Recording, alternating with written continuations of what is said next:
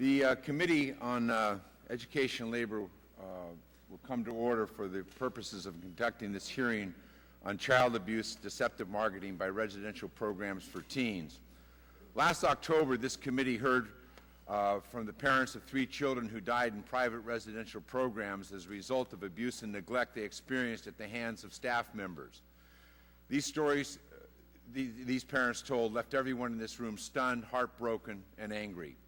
Bob Bacon testified program staff members mocked his son Aaron when the 16-year-old boy asked for medical help, calling him a faker. For weeks, the staff deprived Aaron of adequate food and water, even when his weight loss became frighteningly apparent.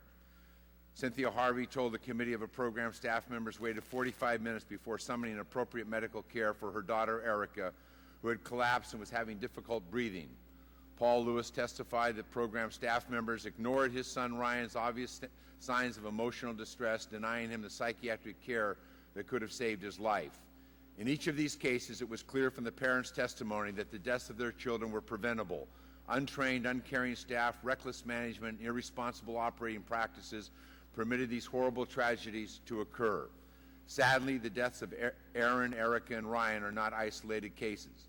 The Government Accountability Office found thousands of allegations of abuse and neglect in private residential homes for teens between 1990 and 2007. The abuses included staff members forcing members to remain in so-called stress positions for hours at a time, to undergo extreme physical exertion without food, water, or rest, and to eat their own vomit. The purpose of today's hearings is to gain a better overall understanding of the industry in which these types of abuses have been allowed in many cases to continue almost unchecked. Specifically, we will learn more about where these programs operate, the loose patchwork of state laws that govern them, and how they market themselves to parents. We will also discuss legislation that Congresswoman McCarthy and I have introduced to keep kids safe in these residential programs. Residential programs for teens, which come in a variety of forms, including therapeutic boarding schools, wilderness camps, boot camps, and behavior modification facilities, have sprung up in greater numbers since the 1990s. As we will hear today, a number of these programs use deceptive marketing practices to appeal to parents. They claim to be subject of independent inspections that never happen. They claim to offer services that don't, like schooling and transferable education credits. They assure parents that health insurance will cover the cost of their service, when in reality it won't. Programs are aided by these deceptions by their relationships with ancillary service providers like referral services. While referral services purport to offer independent advice to parents about which programs would be best for their children, the truth is that at least some of the referral services operate with significant conflicts of interest. This tangled web of deception, fraud, and conflicts of interest makes it extremely difficult for parents to judge whether any of these programs offer a safe, professional, high-quality environment for their children. We know that many of these programs and many people around the country who are committed to helping improve the lives of young people who do good work every day, but it is difficult for parents to tell the good programs from the bad, and that difference can be lethal. Making matters worse, some of these programs operate free of minimum standards of care. It is estimated that hundreds of programs operate nationwide with anywhere from no regulation whatsoever to some regulation. Even the information the states collect on many of these programs is limited. Indeed, a survey conducted by the GAO, state agencies in 45 states could not say whether or not a death had occurred at exclusively private residential programs for teens in 2006. The legislation that Congresswoman McCarthy and I have introduced will end the federal government's long-standing failure to address this nightmare of abuse and neglect. Our goal of this legislation is simple. We want to keep the children safe. This legislation will require the U.S. Department of Health and Human Services to establish minimum standards that all programs must meet, including prohibitions on physical and mental abuse of children and requirements that programs provide children with adequate food, water, and medical care. These standards will also include new training requirements for program staff members, including how to identify and report child abuse. The legislation will require Health and Human Services to set up a hotline for people to call to report abuse at these programs. It will also require Health and Human Services to create a website with information about each program so that parents can look to see if substantiated cases of abuse have occurred at the programs they are considering for their kids. The legislation will require Health and Human Services to enforce these standards by inspecting program facilities, and when there is a violation, by issuing civil penalties up to $50,000 per violation. Within 3 years, the legislation would call upon the states to take up this role of setting standards and enforcing them. We have an obligation to keep kids safe no matter what the settings they are in, and this legislation would take the first steps toward finally ending the horrific abuses that have gone on for far too long in some of these private residential programs for teens. We must treat this issue with the urgency it demands by acting on this legislation quickly. Individuals who have themselves lived through this abuse are at in the hearing room today, as are family members of abuse victims. I want to thank all of them for being here to remind us why this issue is so important, and I want to thank our witnesses. We appreciate that you took the time to be with us today, and we look forward to hearing your testimony. At this point, I recognize Congressman McKeon from California, who is the senior Republican on the committee, and then we'll turn to the panel of witnesses for your testimony. Congressman McKeon. Thank you, Chairman Miller, and good morning. We're here today for our second hearing on residential treatment facilities for teens. I know I speak for all my colleagues when I say that I was deeply troubled by the testimony we heard last year. Many of these facilities have been established to serve children who are deeply troubled. Whether they are suffering from drug addiction or severe emotional or behavioral problems, many of the youth who enter these facilities are placed there by parents as a last resort. Yet no parent, no matter how serious the troubles their child may face, would knowingly send their child to a place where they may be abused or neglected. Today's hearing builds on our findings from last year by examining the marketing practices of residential treatment facilities. Once again, I expect we will hear of some worst-case scenarios in which parents may have been deliberately misled. Our witness panel also includes former participants in these types of programs. I want to take a moment to thank these witnesses for offering their testimony today, when I know they've faced some very difficult experiences. At the outset of today's hearings, I think it's important that we ask the same questions that we asked last year. How pervasive are these problems? What safeguards are in place to protect against them? And what are the best practices in the industry so that we can encourage broader adoption of their practices? The facilities we're examining today receive no federal funding under the juvenile justice programs this committee has been working to reform over the past year. Nonetheless, I understand that Chairman Miller has introduced legislation that would establish a federal regulatory structure and mandate state regulatory systems. I'm eager to work with him on our shared effort to stem instances of neglect, abuse, and death. At the same time, we must be mindful of the ramifications of any new federal intervention in order to ensure these issues are addressed in the best, most appropriate, and most effective possible manner. The question of the scope of the problem will be important as we consider the possibility of federal legislation.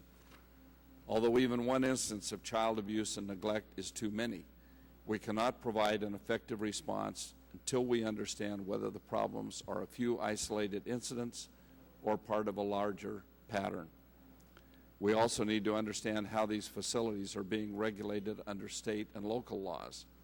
The last thing we hope to do is create a patchwork of confusing regulations that would undercut our ability or the ability of states to protect young people and their families. One area I think deserves greater attention in our deliberations is the question of what works. We are right to focus on cases where children have been harmed or parents have been misled. But the picture would be incomplete without also examining the stories of those young people who have been able to turn their lives around thanks to this type of intervention. Mr. Chairman, I request that 2 pieces of testimony be included in the record in order to broaden and enlighten the discussion. This testimony comes from 2 young women who had positive, life-changing experiences at residential treatment facilities. Without objection, so it may be made part of the record. Once again, I want to thank Chairman Miller for his leadership on this issue, and I want to thank each of our witnesses for being here to explore this important issue. I expect that we will proceed thoughtfully, cautiously, and deliberately on this issue in the coming months in an effort to ensure youth and their families are protected. And I yield back. Thank you. Chair notices the presence of a quorum, and before introducing our witnesses, let me briefly lay out how we will proceed in today's hearings. Because of the importance of this issue, I'm extend the 5-minute rule for myself and Mr. McKeon. Following the witnesses' testimony, we will each have 15 minutes apiece for questioning. It is our intention to yield 5 minutes of our time to the chairwoman and senior Republican of the Subcommittee on Healthy Families and Communities, Ms. McCarthy and Mr. Platts. Following the expiration of the extended questioning, all of the members will be recognized for five minutes. And with that, let me introduce our witnesses. Our first witness will be Mr. Gregory Coots, who is currently the Managing Director of GAO's Forensic Audits and Special Investigation Unit. Mr. Coots has testified and written investigative reports about federal government's handling of Hurricanes Katrina and Rita, military pay problems, the Department of Defense, and smuggling of nuclear materials across our nation's borders, among other important issues. He is accompanied by Andy O'Connell, the Assistant Director of Investigations at GAO. Catherine Whitehead is a former program participant at Mission Mountain School, where she spent 18 months as a teenager. She currently works for the Mental Health Association of New York City's Coordinated Children's Services Initiative, working toward keeping struggling youth in their communities. Ms. Whitehead is also a co-founder of the Community Alliance for the Ethical Treatment of Youth, an advocacy organization whose mission is ending human rights abuses of youth in residential programs. John Martin Crawford is a former program participant at the Family Foundation School, where he spent almost 2 years as a teenager. John is currently working towards a double master's in English and secondary education, and is also working with the Community Alliance for Ethical Treatment of Youth, hoping to shed light on the troubled teen industry. Dr. Christopher Balanci is the board-certified child, adolescent, adult psychiatrist who has worked in residential treatment and school consultation since completing his child psychiatry training at McLean Hospital in 1993. He is currently the medical director and senior clinical consultant at Walker and Needham, Massachusetts, working with children experiencing severe emotional and behavioral disorders secondary to major mental illnesses, trauma, and developmental disorders. Dr. Balanci is on the Mental Health Advisory Board of the Child Welfare League, and is a board member of the American Association of Children's Residential Centers. Kay Brown is the director of GAO's Education, Workforce, and Income Security Team, and more than 30 years' experience in GAO. She is responsible for GAO's work related to child welfare, child support, domestic nutrition assistance, among other social programs. Throughout her career at the GAO, Ms. Brown has managed projects that focused on improving governmental performance in services to children and families, disability and retirement, benefit delivery, and customer service and program integrity. She is accompanied by Cindy Ayers, Assistant Director for Education, Workforce, and Income Security at the GAO. And Mr. Coots, we'll begin with you, and I believe under our arrangements you will be allowed 10 minutes. As you know, there will be an orange light when there's 1 minute left, and then a green light. We hope that you'll be able to wrap up your testimony, but we clearly want you to be able to complete your thoughts in a coherent fashion. Welcome to the committee, and thank you for your work. Mr. Chairman and members of the committee, thank you for the opportunity to discuss residential programs for troubled youth. Last year I testified that negligent practices contributed to the death and abuse of troubled youth. Today's testimony responds to your request that we continue our work in this area. My testimony has two parts. First, I will discuss cases of death and abuse. Second, I will discuss industry marketing practices. I will also play excerpts from telephone calls we made to certain programs while posing as fictitious parents with troubled youth. First, we took an in-depth look at 8 cases of youth that died or were allegedly abused at private programs. It is important to note that we did not evaluate the benefits of these programs. In addition, the results of these case studies cannot be projected to all programs. For these cases, we found that untrained staff and ineffective management contributed to the death and abuse of youth. Human restraint also played a key role in several cases. The following examples will provide more detail. First, one group became lost and spent several additional hours hiking when the reported heat index outside was 120 degrees. A 14-year-old boy weighing 250 pounds had problems breathing but was encouraged by the staff to continue. When he returned to the camp, he collapsed against a tree and fell to the ground. Staff believed that he was faking it until he vomited, became unresponsive, and ultimately died. A 17-year-old male jumped off of a building in a suicide attempt and severely broke his left arm with the bone exposed. Despite this severe wound, the boy was punched, slammed against walls, and rolled in the dirt. He was beaten so severely that he forgot who he was and he became unconscious. These beatings continued for 2 weeks before he was finally given medical treatment. A 16-year-old boy having trouble breathing and walking was tortured and humiliated for days. One staff told the boy that he deserved an Academy Award for faking it. He died later that day. An autopsy report for this boy showed 71 contusions and abrasions from head to toe. Another 16-year-old boy with asthma was placed in a face-down restraint by 3 staff members before he died. Another boy was restrained more than 250 times, including 2 times for more than 12 hours each. A 12-year-old boy weighing 87 pounds was placed in a face-down restraint with a staff lying on top of him until he died.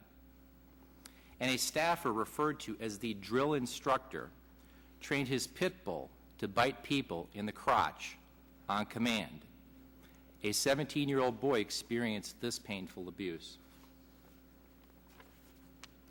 Other kids in these and other programs also experienced disturbing abuse.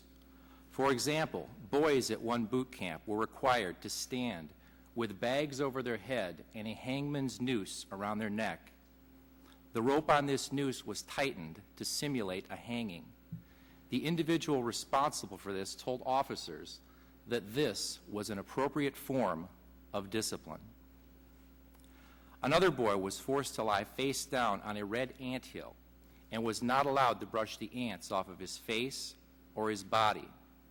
In a separate incident, this boy was required to lie on his stomach for 10 hours.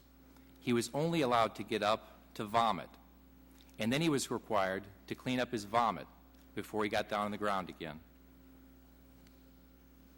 And finally, the poster board shows the picture of a horse in Canada. This horse was starved, as you can see, by the protruding rib cage.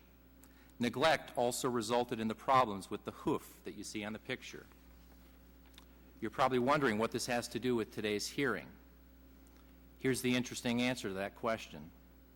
This horse belonged to the owner of one of our case study programs. This owner was convicted in Canada for cruelty to 39 horses and 7 golden retrievers. Although he received a lifetime ban from taking care of animals in Canada, he was allowed to take care of teenagers here in the United States. And the results should not be surprising. He and his wife were cited in Utah for, among many things, use of profane language to humiliate youth, improper seclusion, and rat infestation. Let me move on to my second point of my testimony here. Posing as fictitious parents with troubled teenagers, we called a number of programs and referral services to see what they would tell us. What we found were examples of deceptive and other questionable marketing practices. Let me describe a few of these cases for you. First, one program told our fictitious parent that they must apply to have their child admitted to the program. Although we never actually applied, the poster board on my right shows that our fictitious child, Devin, was approved for admission to this program. One fictitious parent was also told that membership in a trade association was like a good housekeeping seal of approval. One program went so far as to tell us that site inspections were performed by this association. The reality is that this association simply collects dues but does no due diligence of any programs. And one referral service told our fictitious parent that the boot camp they recommended feeds the child a whole grain diet, and that along with exercise and rest, and I quote, the bipolar, the depression, those kinds of things, they just go away after a while. Our fictitious parents heard other deceptive and questionable information during our undercover calls, issues related to taxes, reimbursement of health insurance, and education provided. One explanation for these shady marketing practices relates back to the root cause of many problems: money. These programs aren't cheap. Costs for the programs that we called ranged from $2,800 per month to over $13,000 per month. In conclusion, we as a country judge other countries harshly for their human rights violations. Yet at the same time, we found torture and abuse of youth across the United States. I can't tell you how widespread this problem is, but if the only horror stories are the ones that I have described for you, then isn't that enough? Mr. Chairman, I want to commend you for your continued oversight of this matter. We support the committee's efforts to put a framework of oversight and control in place over these programs. Although the youth we're talking about today are troubled, that shouldn't be an excuse for anybody to torture and abuse them. I now want to play the excerpts I mentioned at the beginning of my statement here of some of the phone calls we made as posing as fictitious parents with troubled youth. And what you will see on the screen, assuming it works, is the transcriptions of these conversations on the monitor while you listen.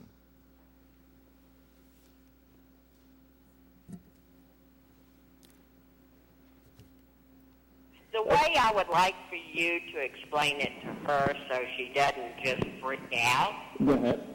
is I want you to tell her it's a college prep boarding school that focuses on the emotional needs of a teenager. If she thinks that you want to send her daughter to a place where there are drug addicts and people that are all screwed up, she will look at you and say, no way. So the way you approach her is like I just said.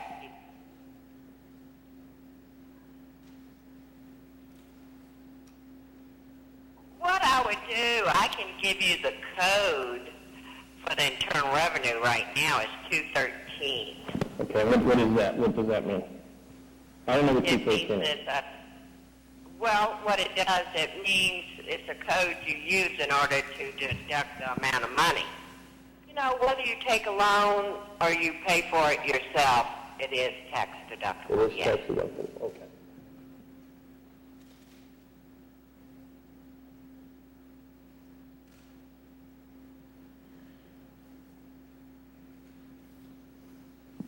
And another thing is what they found is that they feed the child a whole grain diet. There's not any sugars, there's no caffeine, anything like that.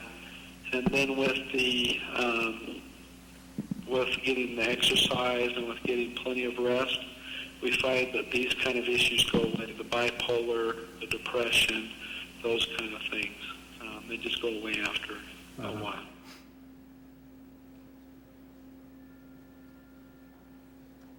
And it's pretty expensive. You can look at maps up on the web too, but it's pretty expensive. Will they come out and do inspections or? Absolutely. Yeah.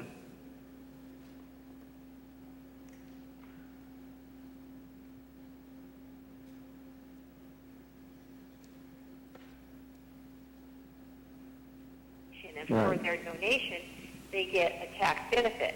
And then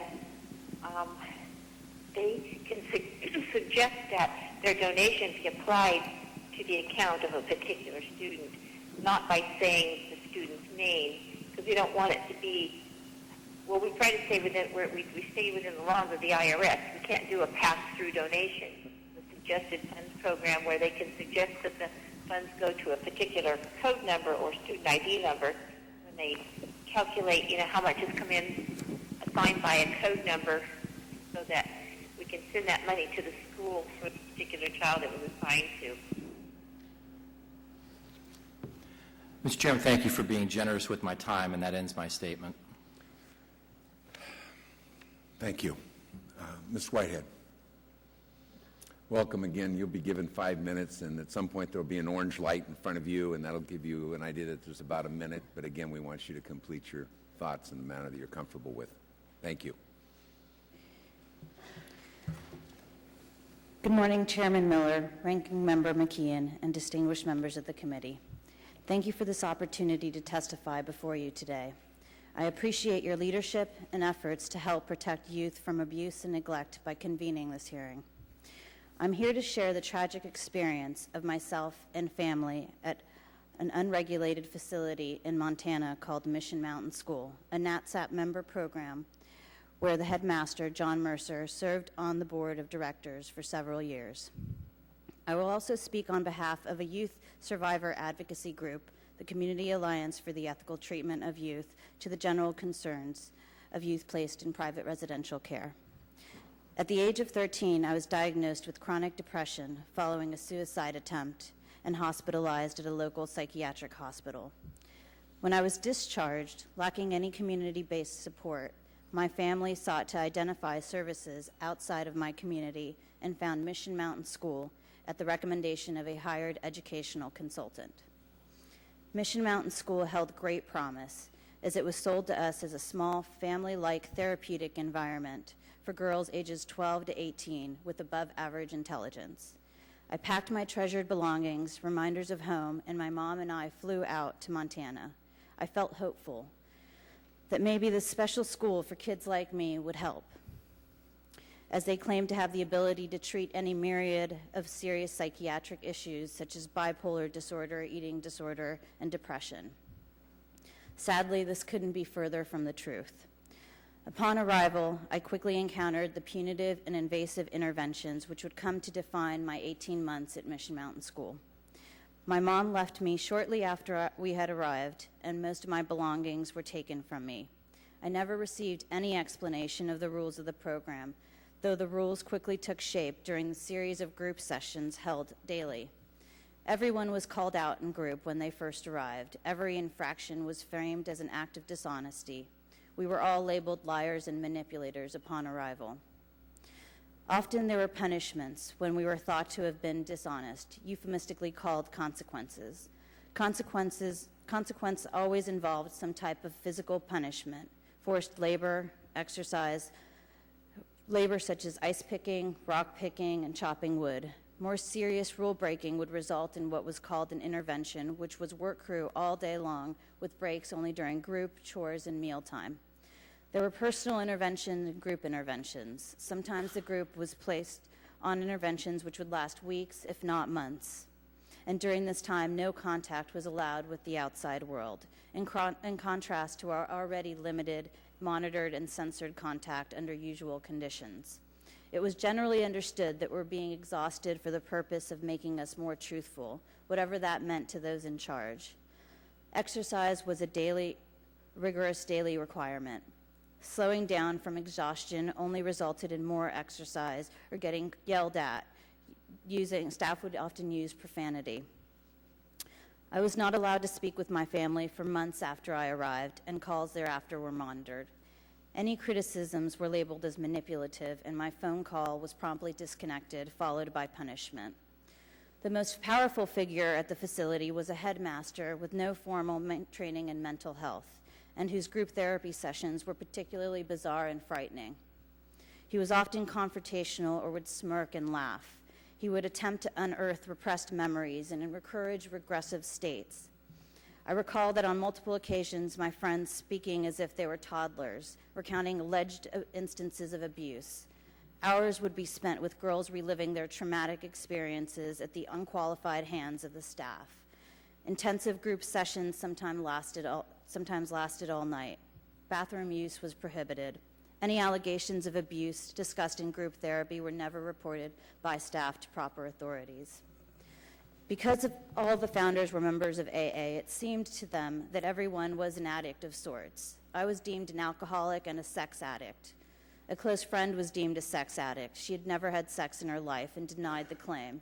As a result, staff forced her to carry 6 large rocks on her back at all times for several months, naming them issues like sexual abuse, sex addiction, causing bruising along her spine. At other times, inappropriate and humiliating interventions were used, such as forbidding youth from talking for several weeks, forcing youth to wear gloves because it was thought they were masturbating, or tying 2 girls together because they didn't get along. When I got caught with a plan to run away, I was placed on a personal intervention where I had to rock pick for a week, 8 to 10 hours a day, and at one point dropped off 25 miles from school and forced to hike back. This was all done in the name of therapy.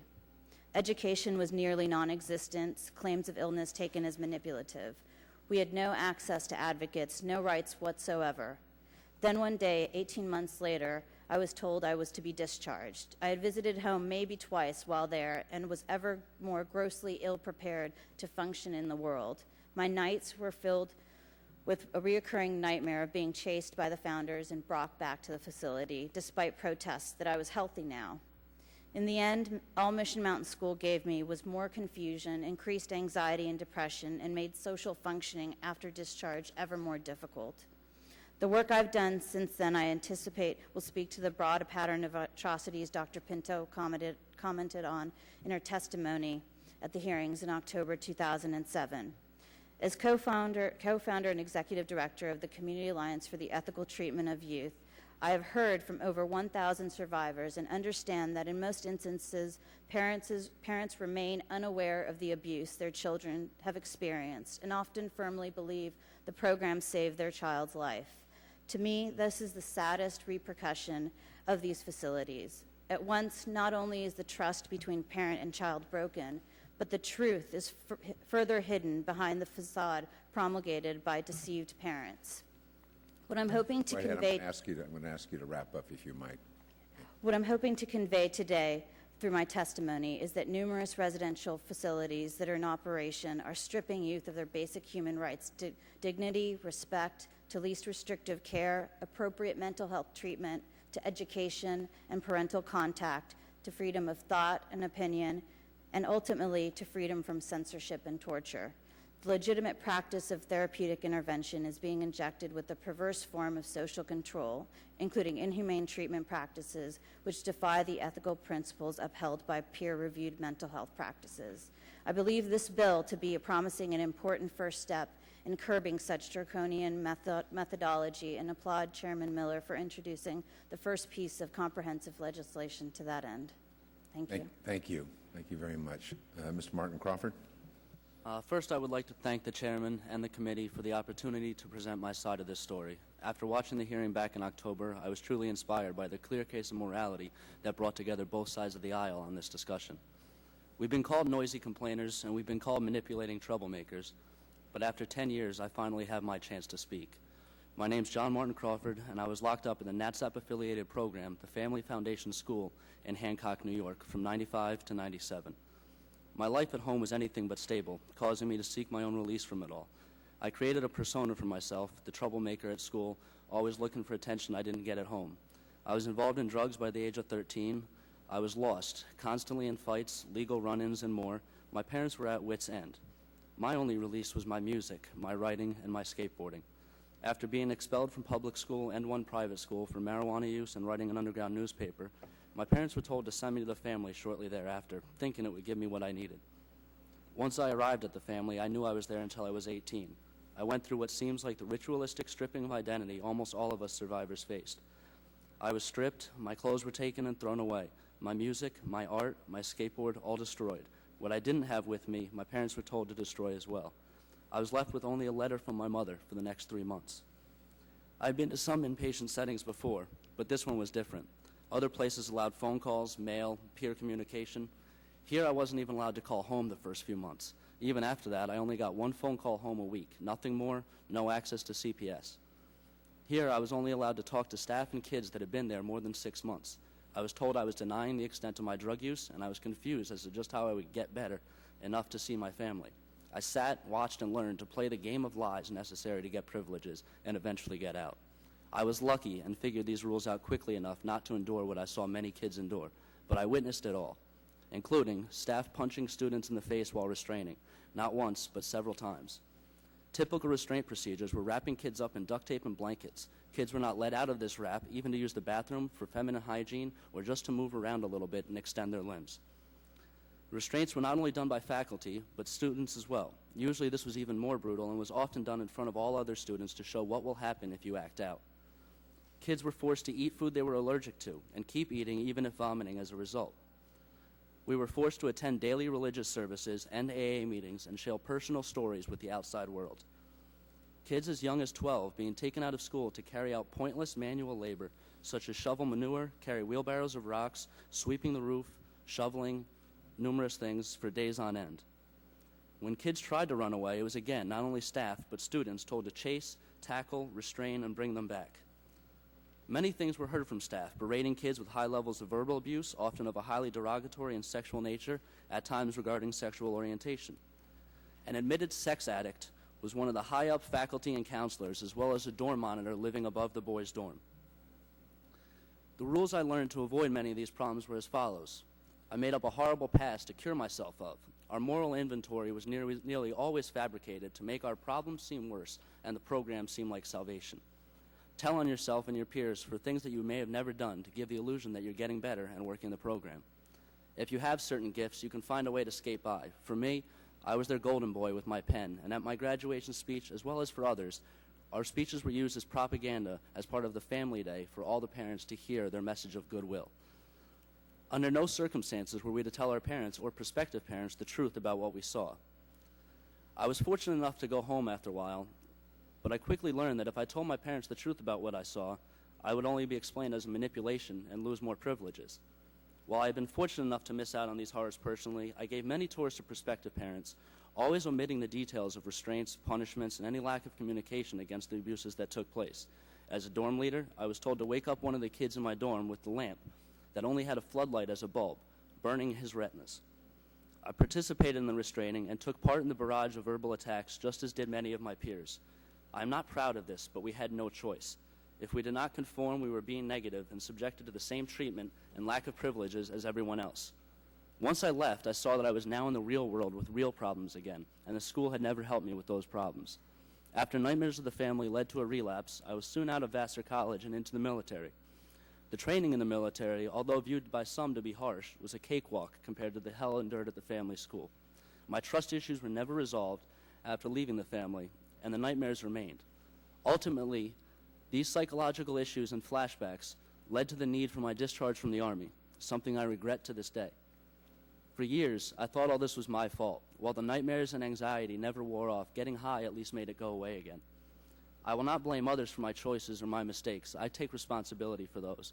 What I blame the family for is stripping me of my childhood. I still have nightmares of being locked up and told I'm ruining my life.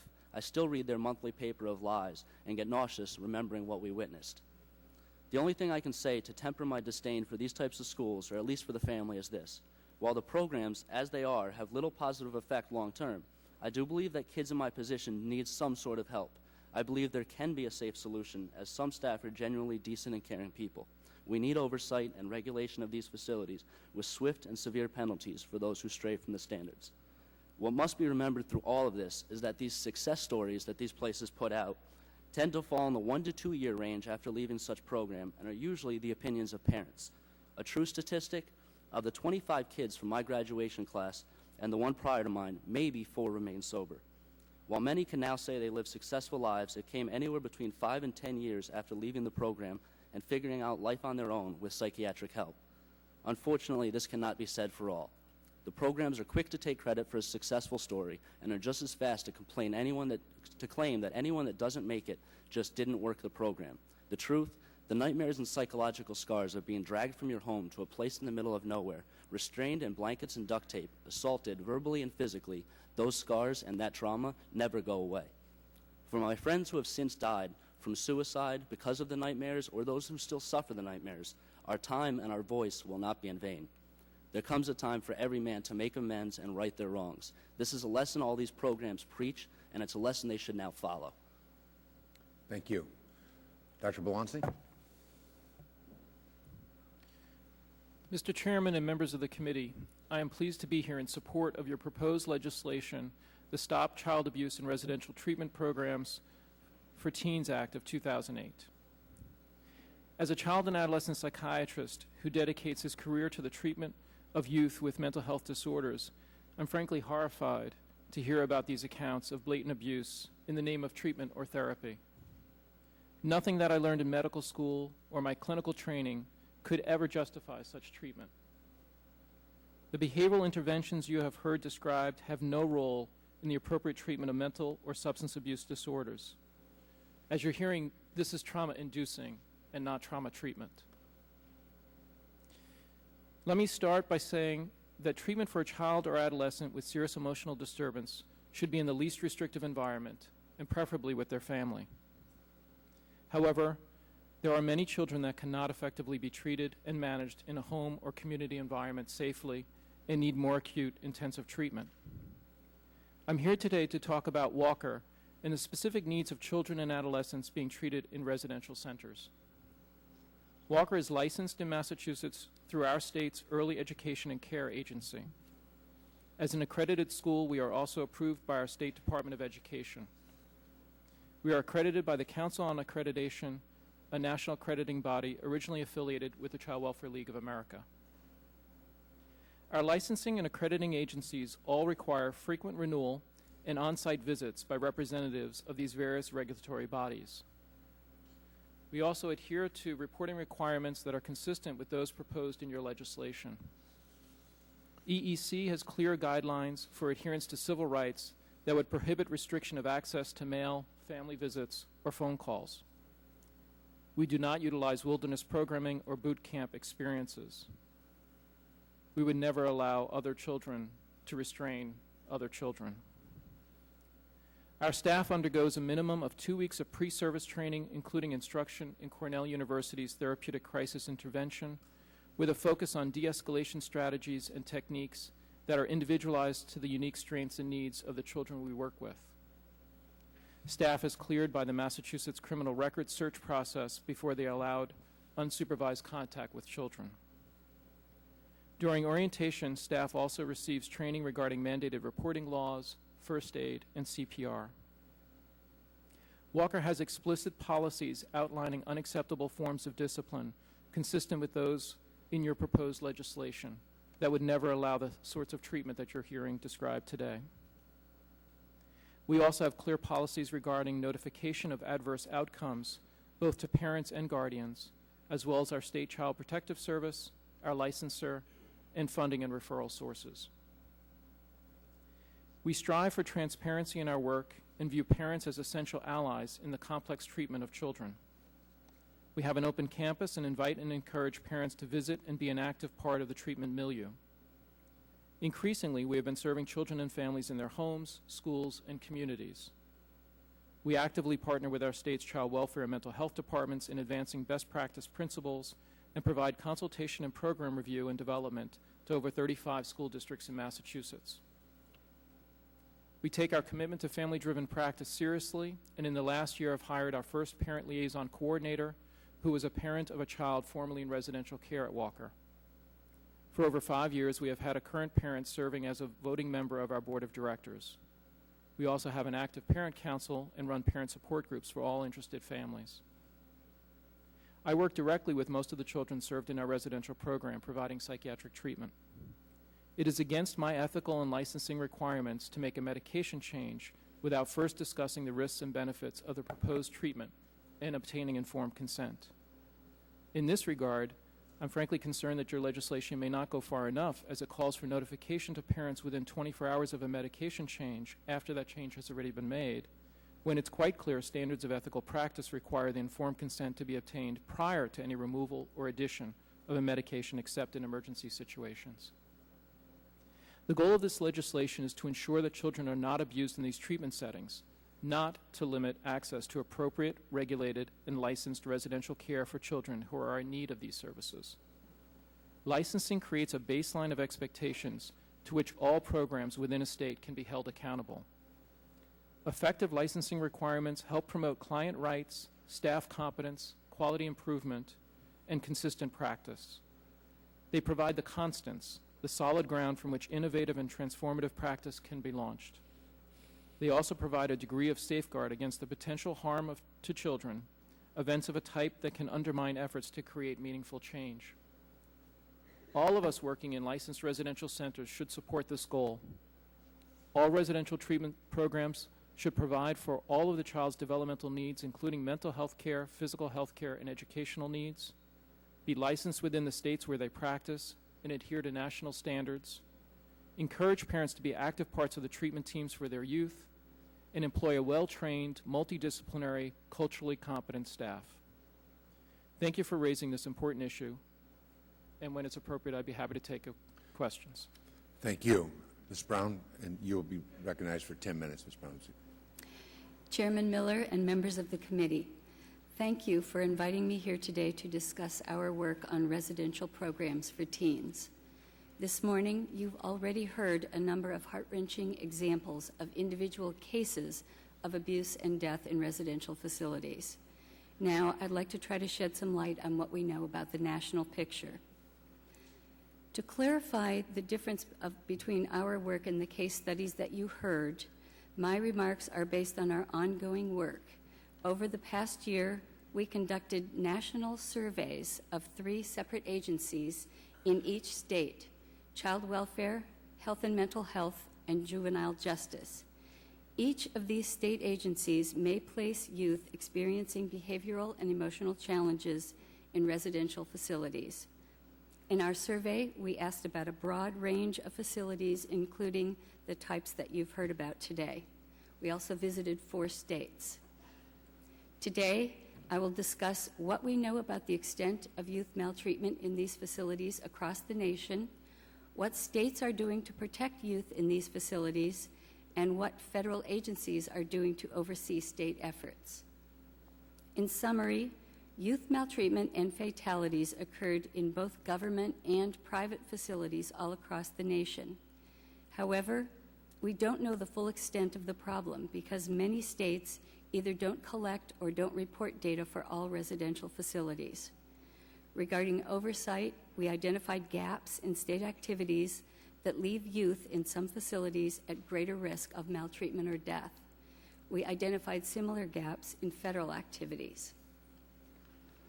Regarding the extent of the problem, in 1 year, 34 states reported to HHS more than 1,500 incidents of youth maltreatment that were committed by facility staff. As you can see, hopefully, from the graphic above, the proportion of incidents related to physical abuse was 24%, to neglect or deprivation of necessities to 44%, and sexual abuse 9%. Officials in the states we visited cited factors such as a lack of experienced staff, insufficient training, or lack of appropriate supervision as causes. In addition, in our survey, 28 states reported at least 1 death in residential facilities. This next graphic shows that 16 states reported deaths due to accidents, 9 due to suicide, and fewer states to homicide and the use of seclusion and restraint. I should mention here, though, that deaths related to seclusion and restraint may also be categorized as accidents in some cases. It's important to note that these data are not complete. The number of adverse incidents is very likely more numerous and more widespread than reported for a number of reasons. For example, in many states, officials said they lack authority under state law or regulation to collect data on private facilities that do not receive government funds. And the HHS database I mentioned earlier tracks fatalities that result from maltreatment, but not from suicides or accidents, both of which may be an indicator of neglect or other problems. Regarding my second topic, state oversight. As you know, under the current structure, states are primarily responsible for ensuring the well-being of youth in residential facilities. To do this, they have a range of tools at their disposal, including licensing, standards, monitoring, and enforcement when violations are found. All states in our survey reported having some licensing processes. However, the types of facilities licensed and the licensing requirements varied from state to state, and we found gaps in the licensing activity. Most notably, state agencies often exempted certain types of facilities from licensing, and in particular, private residential schools and academies. This is worrisome because owners can self-identify the type of facility they operate. Therefore, a facility could bypass state requirements by identifying itself as a type of facility not subject to licensing. In addition, for those facilities that states did license, they used standards that addressed many but not all of the primary risks to youth well-being that you've heard about today. Almost all states reported that licensed facilities are required to meet basic standards such as the safety of the physical plant. However, about a third of state child welfare and health and mental health agencies reported that they do not require written suicide prevention plans. Once a facility is licensed, regular monitoring helps ensure that licensing standards are taken seriously and that risks to youth well-being are addressed quickly. However, officials in 3 of the 4 states we visited were unable to meet their goals for conducting regular site visits for monitoring at residential facilities. They were also unable to conduct unannounced site visits, which can reveal conditions that might not be seen during a regular announced visit. These officials cited fluctuating levels of resources and large workloads as factors limiting their visits. There are also other approaches to overseeing facilities. For example, some states required accreditation, either in addition to or instead of licensing as a condition of serving youth under state care. Finally, turning to federal oversight of state efforts. The Departments of Health and Human Services, Justice, and Education all have certain processes in place through their grant programs to hold states accountable for the well-being of youth in general. However, as with the states, we found gaps in their oversight related to residential facilities. For example, under current law, federal agencies do not have the authority to hold states accountable for youth well-being in private residential facilities unless those facilities serve youth in programs that receive federal funds. For those facilities that are under federal purview, federal requirements did not always address the primary risks to youth well-being. HHS, Justice, and Education all reported that they do not have authority to require that states have suicide prevention plans as a condition for receiving grants that they administer. Similarly, with one exception, federal programs also do not require that states ensure the proper use of seclusion and restraint practices in residential facilities. Federal agencies did not always include residential facilities in their oversight visits and have not used all of the enforcement tools available to them, such as financial penalties. In conclusion, the results of our ongoing study show that the current federal-state oversight structure is inadequate to protect youth from maltreatment and death at a time when they are most vulnerable. Given the wide variety of facility types and the variations among state laws, there are no simple solutions. Without meaningful data, state and federal agencies don't know the extent of maltreatment in their jurisdictions, so they cannot accurately assess the risk to youth in facilities or best target their oversight resources. And licensing alone holds no guarantees without clear standards, regular monitoring, and a full array of enforcement tools. The comprehensive results of our work will be included in a report to be released next month. This report will provide options for action that states, federal agencies, and Congress may want to consider in any restructuring effort. We also anticipate that our report will contain recommendations for action that federal agencies can implement now under the existing structure. Mr. Chairman, this concludes my statement. I would be happy to answer any questions you or others on the committee would have. Thank you very much. Thank you all for your testimony, as disturbing as it is. It's important that this committee hear it and hopefully this Congress hear it. I've been involved with the attempt to protect children in out-of-home placements for over 30 years. And I guess I'm saddened by the fact that 30 years later, we still see this number of children put in these positions of jeopardy while the government looks on because of the patchwork and incomplete system that we have here, so that we can have simple but vital information about these programs, as Ms. Brown has pointed out. You know, the last time this country witnessed somebody with a bag over their head and a noose around their neck, the world was horrified, the nation was embarrassed, and it was at Abu Ghraib. To be told by this committee that this is considered a valid therapy, I guess, or a practice by somebody in the care of somebody else's child, and that putting a noose over their head, around their neck, with a bag over their head, that this was acceptable, I think would horrify this nation again. But unfortunately, we don't have a picture of that. We just have the sad result of what happened to that young person. It's hard to believe. It's hard to believe that people would do this to somebody else's child.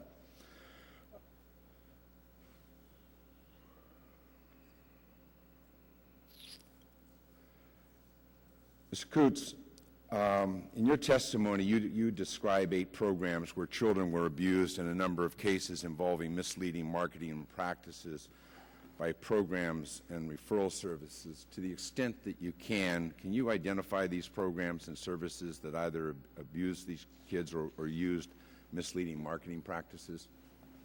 You'd like me to name for the record the ones? If there's you 8 can, yes. cases of death and abuse, and then there's the Yes. table we had of the Yes. misleading marketing. All right, let me go through those with you. The names of the facilities, the first 4 were death cases, and that was the Arizona Boys Ranch, Lone Star Expeditions, Star Ranch, and Summit Quest Academy. That was cases 1 through 4. The other 4 cases, which were abuse cases, the first 3 of the first 4 also were abuse cases. Case numbers 5 through 8 were Kids of North Jersey, Bethel Boys Academy, Whitmore Academy, and Royal Gorge Academy. So that's the 8 cases of death and abuse. With the marketing, some of the 10 in there are multiple hits, if you will. So I'll go through those. Case number 1 was the C.S. Landry Foundation, and that was one of the cases you saw in my opening statement on the monitor of the tax scheme where people were asking others to make donations for their children. The second case was Spring Creek Lodge Academy. Cases 3, 4, and 5 were Lone Star Expeditions, which was the same as our case number 2, the death case. Cases 6, 7, and 10 were Teen Paths, and that is a referral service. And cases 8 and 9 were Parent Help, and that is also a referral service. You know, if your child applies to college, they ask a lot of questions about your child. When you finally get to the final steps, they want a lot of information.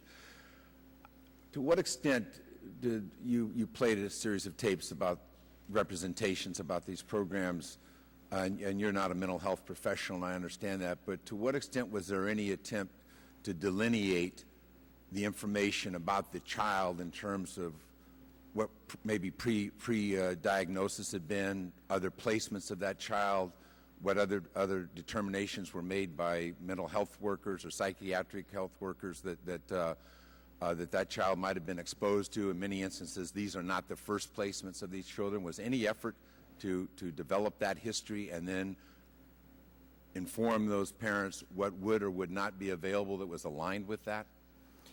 Yeah, I made some of the calls myself, actually, and for the cases that I called 5 of them, and 4 of them didn't ask any questions at all about my fictitious child.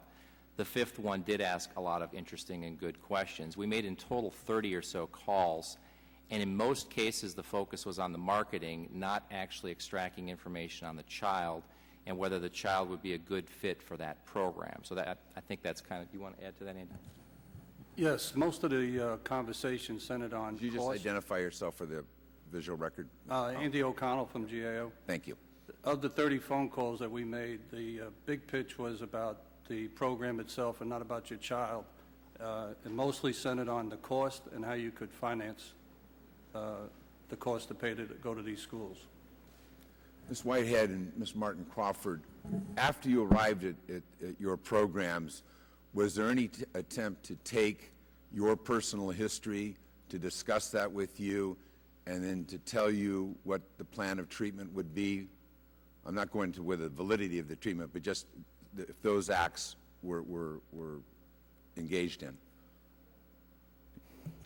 Well, when I first arrived, actually, there was no real set of treatment plan established, but we were required to write out our life history and our sexual history in detail, and that was how they gathered information, or they'd read our diaries from home. But we were never notified of any kind of treatment plan or goals or anything like that.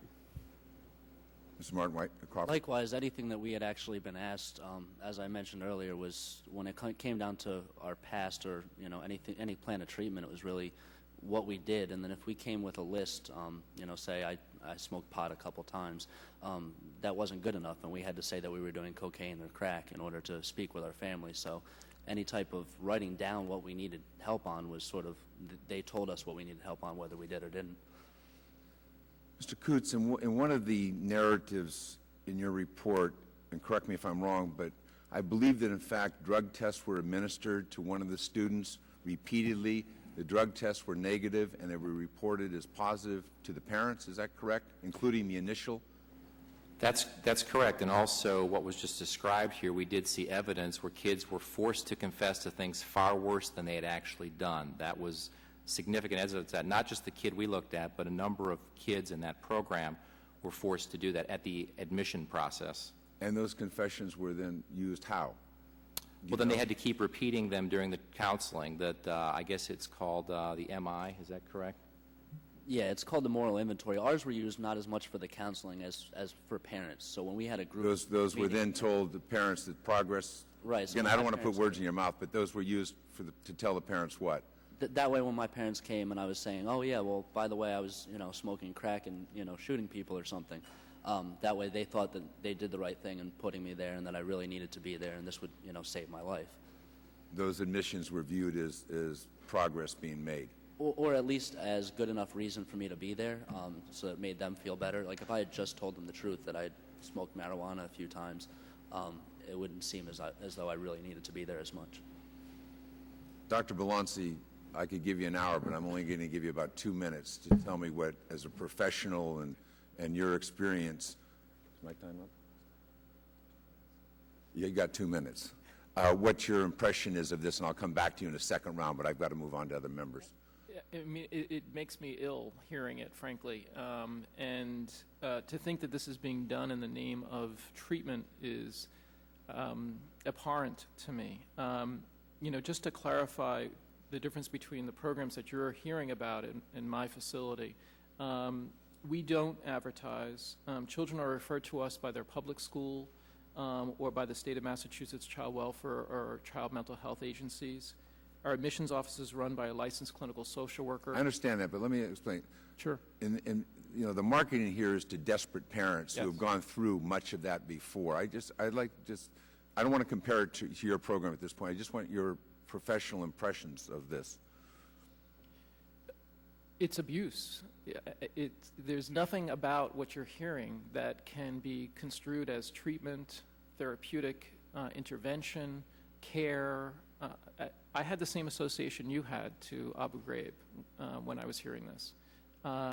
This is no way to treat anyone, particularly someone who is already struggling with depression, substance abuse, mental health issues. It's only going to exacerbate the problem and not lead to treatment. So there's no way that I could begin to defend any of the practices that you're hearing as anything remotely appropriate or acceptable. Thank you. Ms. McCarthy, recognized for 5 minutes. Thank you, Chairman Miller. This is actually the second hearing that we have put together on this, and I thank the chairman for following through and his long work on this issue.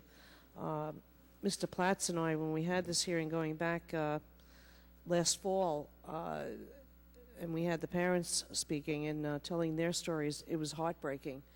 With that being said, the legislation that was introduced yesterday excuse me, to try to make a difference. With anything down here, we started hearing pushback immediately. And I find it hard, mainly because when we're trying to do something so that there are standards that children are not abused, I don't understand why there's a pushback. When we're looking at how possibly these schools or treatment areas can have some standards to take care of the children, I don't understand why there's a pushback on that. I don't understand, if you're dealing with children that already have some problems, why we shouldn't be doing background checks on those that, quote, are supposed to be helping them. So I have a real hard time understanding a lot of that. But with that being said, I need to ask some questions. And Ms. Brown, your testimony said there was not a single website, federal agency, or other entity that collects nationwide data on incidents of these programs. Our bill calls for a central website which will have data on these facilities and their operating systems, and requires marketing materials to include a link to this website so parents can see information for themselves. Would you think that this would actually help parents make a decision on exactly what they're putting their child into? I think that website has a number of advantages that it offers. The first and most important one would be to give parents information that would help them make an informed decision. This is assuming that incidents of abuse and facility names and that kind of thing were all contained on the website. There are also a couple of other advantages. In the hearing in the fall, we talked about facilities that, if they were shut down in one state, moved to another state, and a website like this could help try to prevent that kind of activity. And then the third piece is, in our surveys and in our state visits, we learned that state agencies, the officials in state agencies that place children in residential facilities, don't always share information with each other in the way that they should. And so sometimes one agency may have decided that they didn't really want to place their children in a facility because of problems they knew, and they didn't tell the other agencies. So if this website could be constructed in a way that it had all of the information that you have in the bill, I think it would be helpful to the agencies as well. The other thing I wanted to follow up on, with a lot of the issues that we deal here on the Education Committee, and the research that we do on certain bills, I have found that when we pass a law here, and we put it out to the states, we really are not getting the information that we need to make the correct decisions. So I've really become some person of I like data. I like a lot of data now. And with that being said, there's only one database that collects some of this information, the one operated by HHS called the National Child Abuse and Neglect Data System. The federal government provides funds to states for reporting abuse and neglect to this organization, but a lot of the states aren't putting that data in there. We found that with some educational standards. How would you feel about having why doesn't HHS get more comprehensive data from states on the number of incidents of youth abuse and death, and how can we improve on that? Well, you're absolutely right that the quality of the data in that system is only as good as what the states provide. And as I said, there are a number of different areas, particularly related to private facilities, that states don't necessarily collect information on. There are also problems with the way that some of these systems are constructed, so that even though they may be reporting the data, it's impossible to isolate those incidents that happened at residential facilities versus other areas or within a child's family.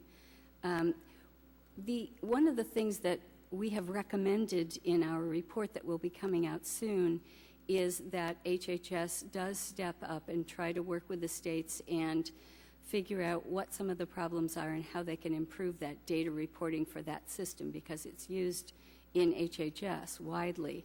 And I think that there's might be a loophole in the law right now where states are expected to report these data that says to the maximum extent practicable. Right. And that does, I think, give a little bit of leeway that I think it's been long enough that these states have reported this data that it might be fair to expect them to report it more completely now. I agree. I want to thank the whole panel for the testimony and for the parents that are here that were testified in the past. And again, hopefully we can get a handle on this and get this bill onto the floor and passed, and hopefully prevent abuse to many of the children that are out there and help the parents. Thank you. With that, Mr. Chairman, could I just add one real quick thing to that? It'll take just a second. What we found at the case study level, too, is that a lot of the abuse and torture and things like that never gets reported to the states. That's just another point, that even if the states aren't reporting it, they're not getting it from the programs. A lot of the programs we looked at were cited for not reporting abuse, and most abuse maybe never gets reported in the first place. Mr. McKeon will now be recognized for 50 minutes, and thank you for your patience. Thank you, Mr. Chairman, for yielding. I want to begin by thanking all the witnesses for their testimony here today.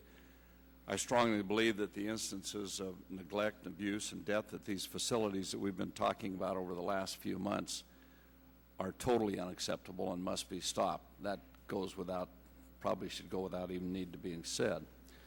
I still don't feel, though, that the committee has a full grasp on the extent of the problem or possible solutions. As you just said, a lot of these things are not even reported. So I'm glad this hearing has been convened today to learn more about these facilities and give members an opportunity to ask questions about them. Mr. Cooch, you talked about 8 instances of death. Has there been any prosecution on those deaths that you're aware of? Yes, there was one case of a criminal conviction for third-degree assault and false imprisonment, and that person served 1 month. There was also a plea, but there was no time served. On all the other ones, there were no criminal prosecutions or charges. So murder is okay now? I mean, how, listening to just what you said about it, I can't even understand how we don't have 8 people in jail for murder in those instances. How do you possibly not have? I agree with you. It's very difficult to look at this and wonder why there's not more criminal aggressive effort in this particular case. There was a lot of civil activity, lots of civil settlements, but that doesn't fix the problem with the people who were doing the abuse. And the real issue, I think we talked about your last hearing, these people are moving around, so who knows what program they've moved to next. And but you have a there's death. No trail then. I mean, you know of a death. Yes. The police don't find out about it, or they just shrug it off and write traffic tickets, or what? You know, I mean, I just don't even understand this. It may be that it's difficult to prove in a court of law. I mean, I can't really explain to prove it fully. How the death occurred, or that there was a death. I mean, there was clearly a death, and there was clearly abuse in some of the cases we looked at, and why there was no more criminal on that, I just can't explain it for you fully.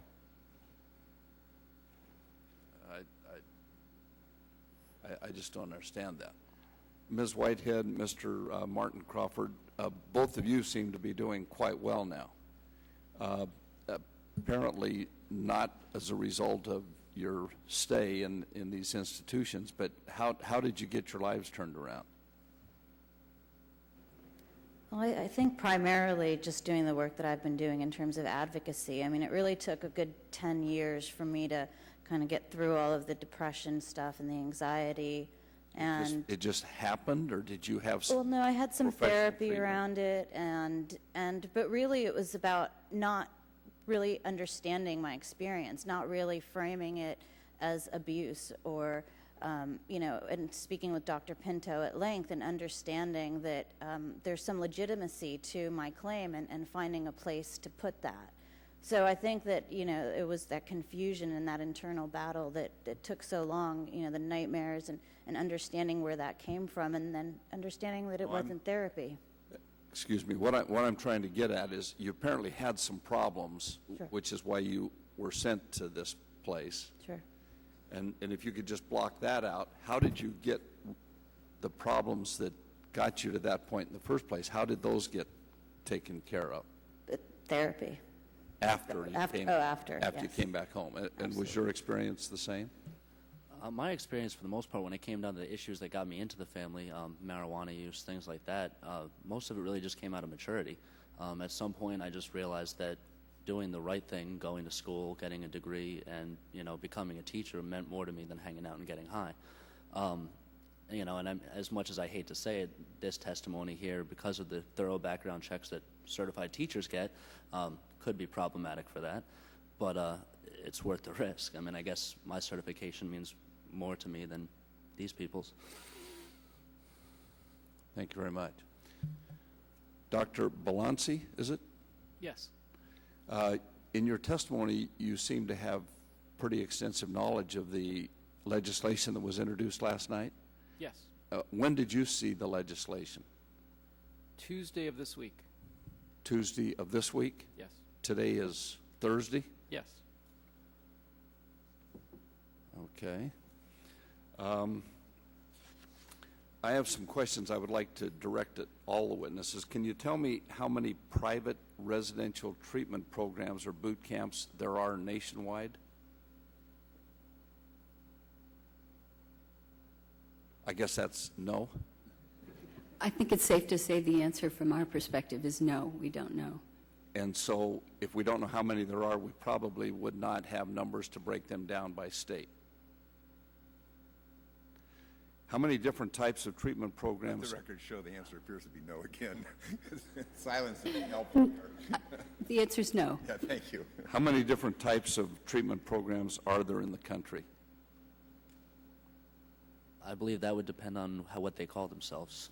That goes from anywhere from emotional growth, residential treatment, wilderness. I mean, there's so many different names that it's almost impossible to tell, because if we listed 20 names right now, there would be 21 tomorrow.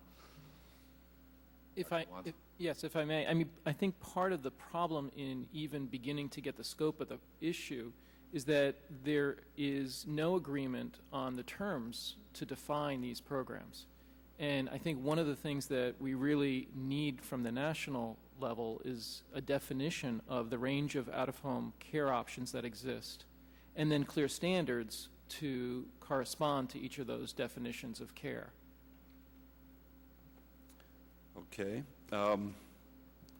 One of the solutions that's been suggested is some sort of federal oversight, and I'm curious about the capacity that would be required to regulate these programs on a federal level.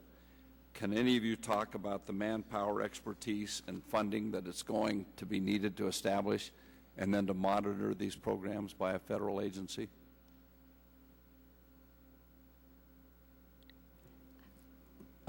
If this doesn't... Yeah, I was trying to think if there was anything I could contribute to that. And I guess the only thing I can say is in our options that we lay out for Congress to consider, one of them is direct regulation, which is the first part of that, the bill that relates to asking HHS to monitor the facilities. And we don't know the cost of that or the capacity. When we looked at that option and other options, we considered the fact that there are really three factors that need to be weighed against each other or traded off.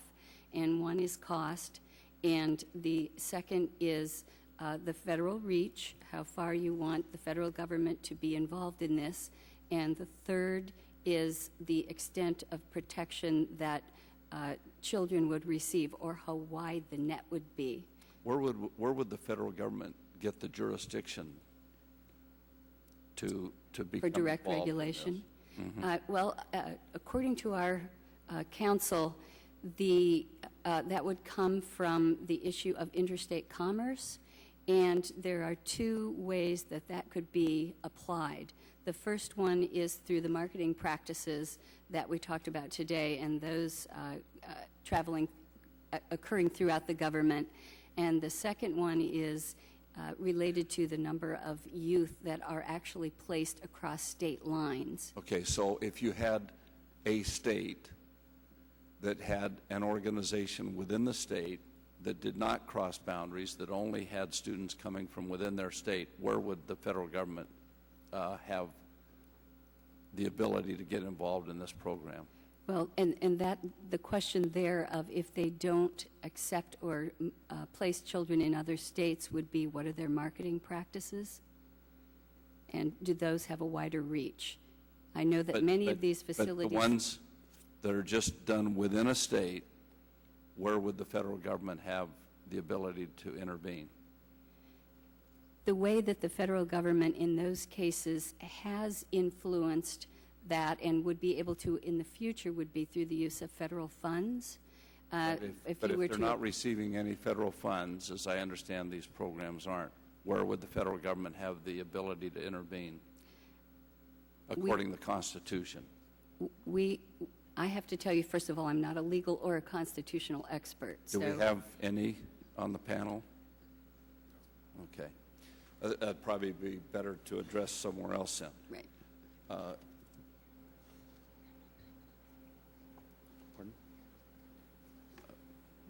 Okay. At this time, I yield to Mr. Platts for my remaining 5 minutes. Thank you, Mr. McKeon, and I want to thank the chairman and the staff of the committee for their important leadership and work on this issue, and certainly thank all of our witnesses here today, especially Ms. Whitehead and Mr. Martin Crawford, for your efforts to try to take the trauma that each of you suffered through not to be repeated against others. And your willingness to be here, not just in testifying, but your advocacy for the rights of other children that are still in these programs. I tell you, as a parent sitting here today, as well as in our last hearing, it's truly sickening to hear of the care given to children entrusted to adults to help better the lives of those children, and instead have resulted, as we've heard in some instances, in the deaths of those children. And as a nation, we certainly have a moral responsibility to do our best to not allow this to happen. Mr. Coots, I'd like to start with your comments. First, in the 4 cases where there were deaths, are any of those facilities still operating today, or, as to the best of your knowledge, any of the individuals associated with those facilities still operating under perhaps different names? The answer is yes. Cases 2 and 4 are still open under the same name and same individuals involved. Numbers 1 and 3 are closed. And under cases 2 and 4, are those institutions or facilities ones that there were legal actions of any kind brought against them? There was an investigation of case 4 by the state, and for the other one there was a civil settlement, and so, but no criminal. As Mr. McKeon stated, it's hard to understand that scenario, and that there's not more scrutiny and action given the circumstances that you've shared with us. You referenced in your testimony that in 3 of the 8 cases you looked at, the victim was placed in the program by the state or in consultation with state authorities. To the best of your knowledge, was there any follow-up site visits, interviews, investigations by the state authorities or entities that placed those individuals to make sure that the child being placed was receiving the care that they were intended to?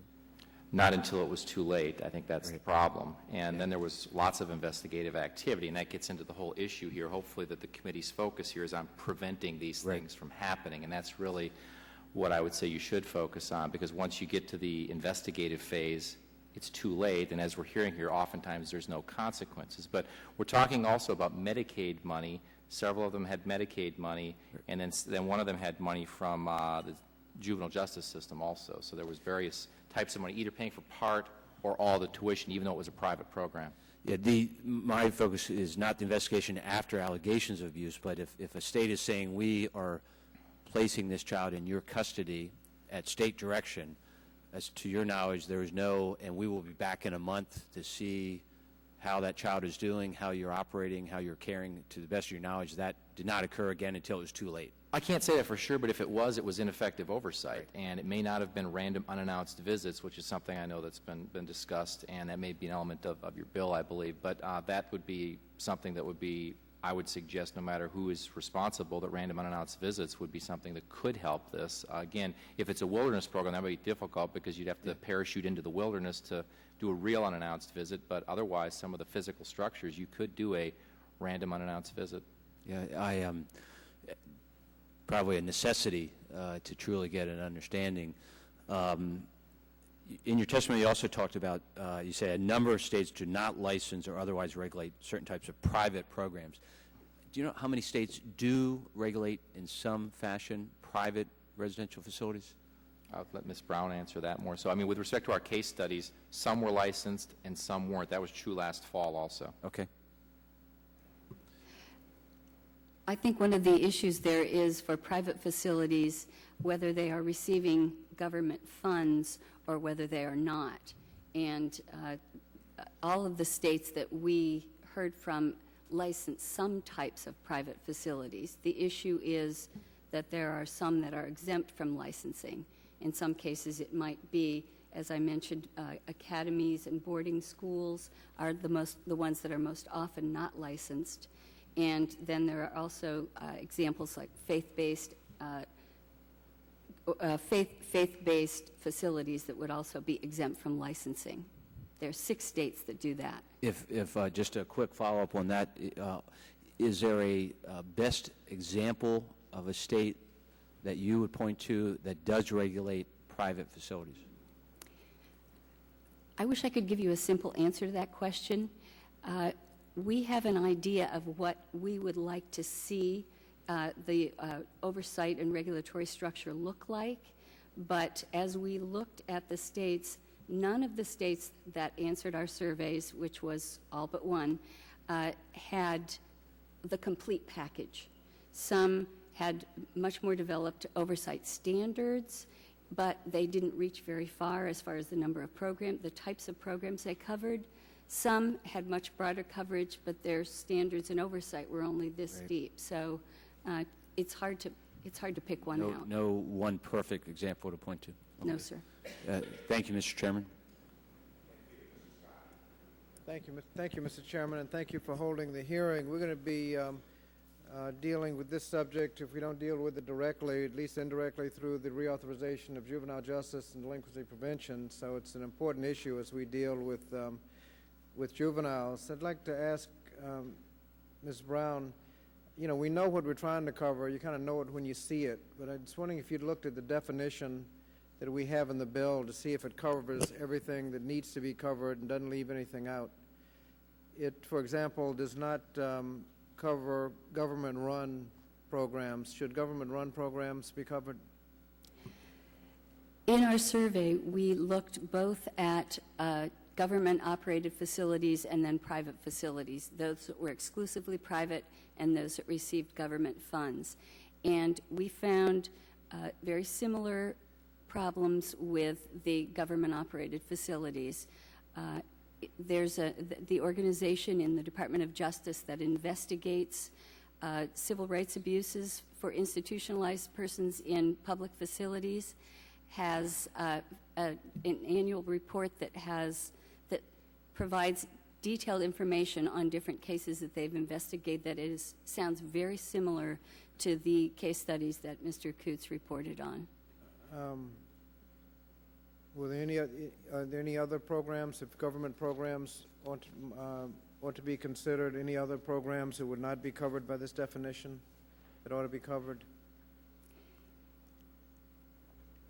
The issue of... if you're not prepared to answer that now, if you could think about it and get back to us, that'd be helpful. I'd be happy to. Mr. Kurtz, I've seen studies that suggest that boot camps just don't work if it's just a disciplinary program. However, if you have boot camp plus a significant education component, then it does work. And then it occurs to me, if you have an education component without the boot camp, it'd probably work anyway. How do we deal with the question of whether boot camps work as we try to regulate them? The ones we looked at, and again, I can only speak to the case studies we looked at, and I'm not expert at this, the ones we looked at had very little educational program. It was more a discipline, more of a military style to, I guess, help youth that maybe had trouble with discipline or whatever the case may be. But I didn't see a lot of education in the case studies we've looked at, so I can't really address how effective. Did they accomplish a goal? Again, I haven't looked at them all. The ones that we looked at, there was the more severe abuse, I would say, of kids at the boot camps. They had more of a difficult environment for the kids. Well, if they weren't abusing them, did the underlying program work? Again, the case studies we looked at, I would say no. But again, I can only speak to a few case studies of that, so that's probably not a fair look at all of the boot camps. Dr. Valanci, if you're having this physical activity, would it help if you required the students to have physical exams before they signed up? Absolutely. Should the staff be certified in CPR? Yes.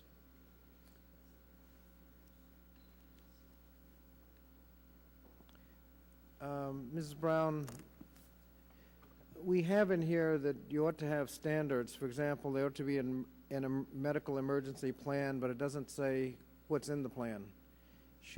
Who should decide what specifics are in the plans? Should that be a state-level certification, or should the bill include specifically what should be in the plan? I haven't looked at the bill in that amount of detail to be able to comment section by section on that. I know that there's something to be said for having broad standards that are agreed upon at a very high level that everyone can be expected to meet. When you get down to the details of what should exactly be in a medical plan, that may vary depending on the type of student that's being served. Well, maybe Mr. Kurtz or somebody else could comment too on, we have staff shouldn't be convicted felons, particularly in child abuse areas. Should there be minimal standards for staff in these things, education levels? Well, I would say yes. I mean, I'm not an expert on it, but I would say... Then who ought to set the standards? I don't know who should set the standards necessarily, but I think you mentioned something else in your comment. There is background checks, too, because we did see certain programs do background checks, other ones don't do background checks. So we had instances where prior felons were involved with these programs. We've seen that before, so that's something that's quite important, I believe. If you're trying to accomplish a goal, there ought to be some minimum education requirements, some qualifications for staff if you're trying to accomplish a goal. Who ought to set the standards? Well, Mr. Chairman, I guess that's something we need to be looking at. I yield back. Wait a minute. I think we might have an answer. Yeah, I don't know if it's an answer. It's a recommendation. I think there are a number of accrediting bodies. There's a number of training programs that set their own standards, particularly around behavior management. And to expand on my earlier answer of just yes to needing CPR training, there's so much that must go on before you even get to that point. And even then, I don't think that most of the interventions that you're hearing about are justifiable from a clinical treatment modality. It's not clinical treatment. But even when you're a good program that's licensed and accredited and have highly trained and qualified staff, bad things can still happen. And so having a rubric that you follow that does meet some baseline platform of licensure and regulation, I think is at least the place to start to try to clarify when bad outcomes happen, what you can learn from that so that it doesn't happen again. Mr. Chairman, my time has expired, but I would hope that somewhere along the lines we would consider what the goal of these programs might be, what outcomes they're trying to get, and the regulations really ought to be consistent with that. Having plans and this kind of thing, at some point, some of these programs are working, some of these methodologies are working, and some don't. Well, I think that's part of the problem we've encountered here, because there are some which are considered successful by parents and others, and maybe even by those operators. The suggestion is because some are good, you can't look at the bad. And I think we've got to delineate these programs, because there's clearly practices here that have been designed over a period of years, and after various incidents and run-ins with various agencies, these people have learned to navigate the gray areas between federal, state regulation, definitions, and all the rest of that. And this is not emerged by accident. This is designed. There's been numerous ones of these programs that are the most troublesome are third and fourth iterations of what previous problems and third and fourth career opportunities for people who were engaged in previous and serious offenses. So this is not an accident that this industry is sprung up in the manner in which it has. Ms. Shea Porters. Thank you, Mr. Chairman. And I really have more of a comment. First, I would like to say how sorry I am that you've experienced what you have. As a former social worker, I'm absolutely horrified. I can't imagine why there wasn't any oversight, why nobody stepped in. And so I say I admire both of you for being here and sharing your story and making a difference. And I'd like to thank the chairman and those who worked on this to make sure that we have the changes. I also would like to say the federal government does step in. They step in, they can provide money to states to help them license and oversee. So I see it as an appropriate role of the federal government. Indeed, you know, we have some groups that support animals that would have had more clout than some organizations had to help you. So the other comment I wanted to make was simply was a question. I know that on the website one of the proposals would be that they would have access, that they could take a look. But do you know another way from your own experience to help families recognize the pitfall of an organization? How would you go about, is there something else you could add to this discussion about how to warn families before they put their children in bad treatment facilities? Well, I think sort of what Dr.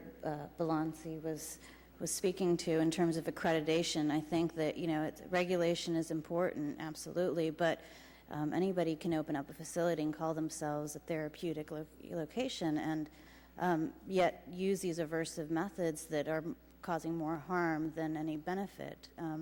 So I think, you know, that would be a recommendation, accreditation, as well as a facility with an open campus. I commend the Walker School for opening up their school to parents, because the facility I attended and a lot of facilities I hear about, the campuses are closed, no unannounced visits. People have to call. Parents aren't allowed to come in.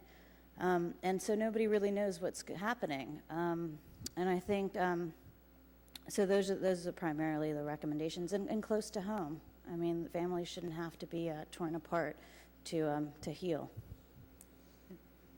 I would say even with the distance from home, even if kids were sent away, one of the main things that any parent should look for is, does your child have absolute access to child protective services and to calling home to their family? Keeping those two things away, you're just looking for trouble. The other thing for parents that are just browsing websites and not really doing research, if that's the case, a lot of this is, you'll see success stories that are, you know, oh, I just graduated, and it's really people that graduated this year or last year, you know, at the most 2 years, saying, you know, how the place saved their lives and all that. You look a little further down the road, and these kids, I mean, it took me probably about 4 or 5 years to start seeing it, and, you know, it progresses as time goes by to now.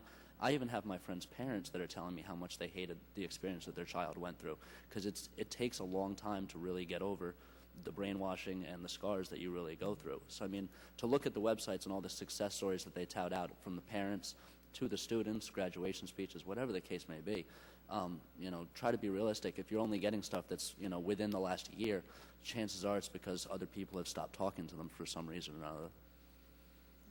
Thank you. Thank you, Mr. Chairman. Thank you, Mr. Chairman. Ms. Brown, a follow-up to when I asked about the best practices, and you talked about a lot of these states have good aspects, but no one state kind of had the whole package. And I don't expect you to have it here today, but could you follow up with us what you've identified you believe to be the whole package, you know, of, you know, this state's good attributes, you know, standards, this state's, but what would, from your investigations and research, be that whole package? If you could follow up to the committee in writing with that, that would be helpful. Certainly. Thank you. In your testimony, you referenced the Civil Rights of Institutionalized Persons Act and the authority of the Attorney General to bring actions, and this relates to state and local facilities, public facilities. Are you aware of, in say, the last 5 years, how many investigations and or actions have actually been initiated by the Attorney General of the United States under this act? The first thing to say is that the officials from this organization told us that they get more referrals each year than they can handle. But they do issue an annual report, and I'm stalling right now because I'm hoping that The Attorney General's office gets more referrals than they can handle? Yes, this special litigation division that deals with the civil rights of institutionalized persons. And so in 2006, they investigated over 175 facilities in 34 states. And their report does contain quite a bit of detail about the problems that they saw.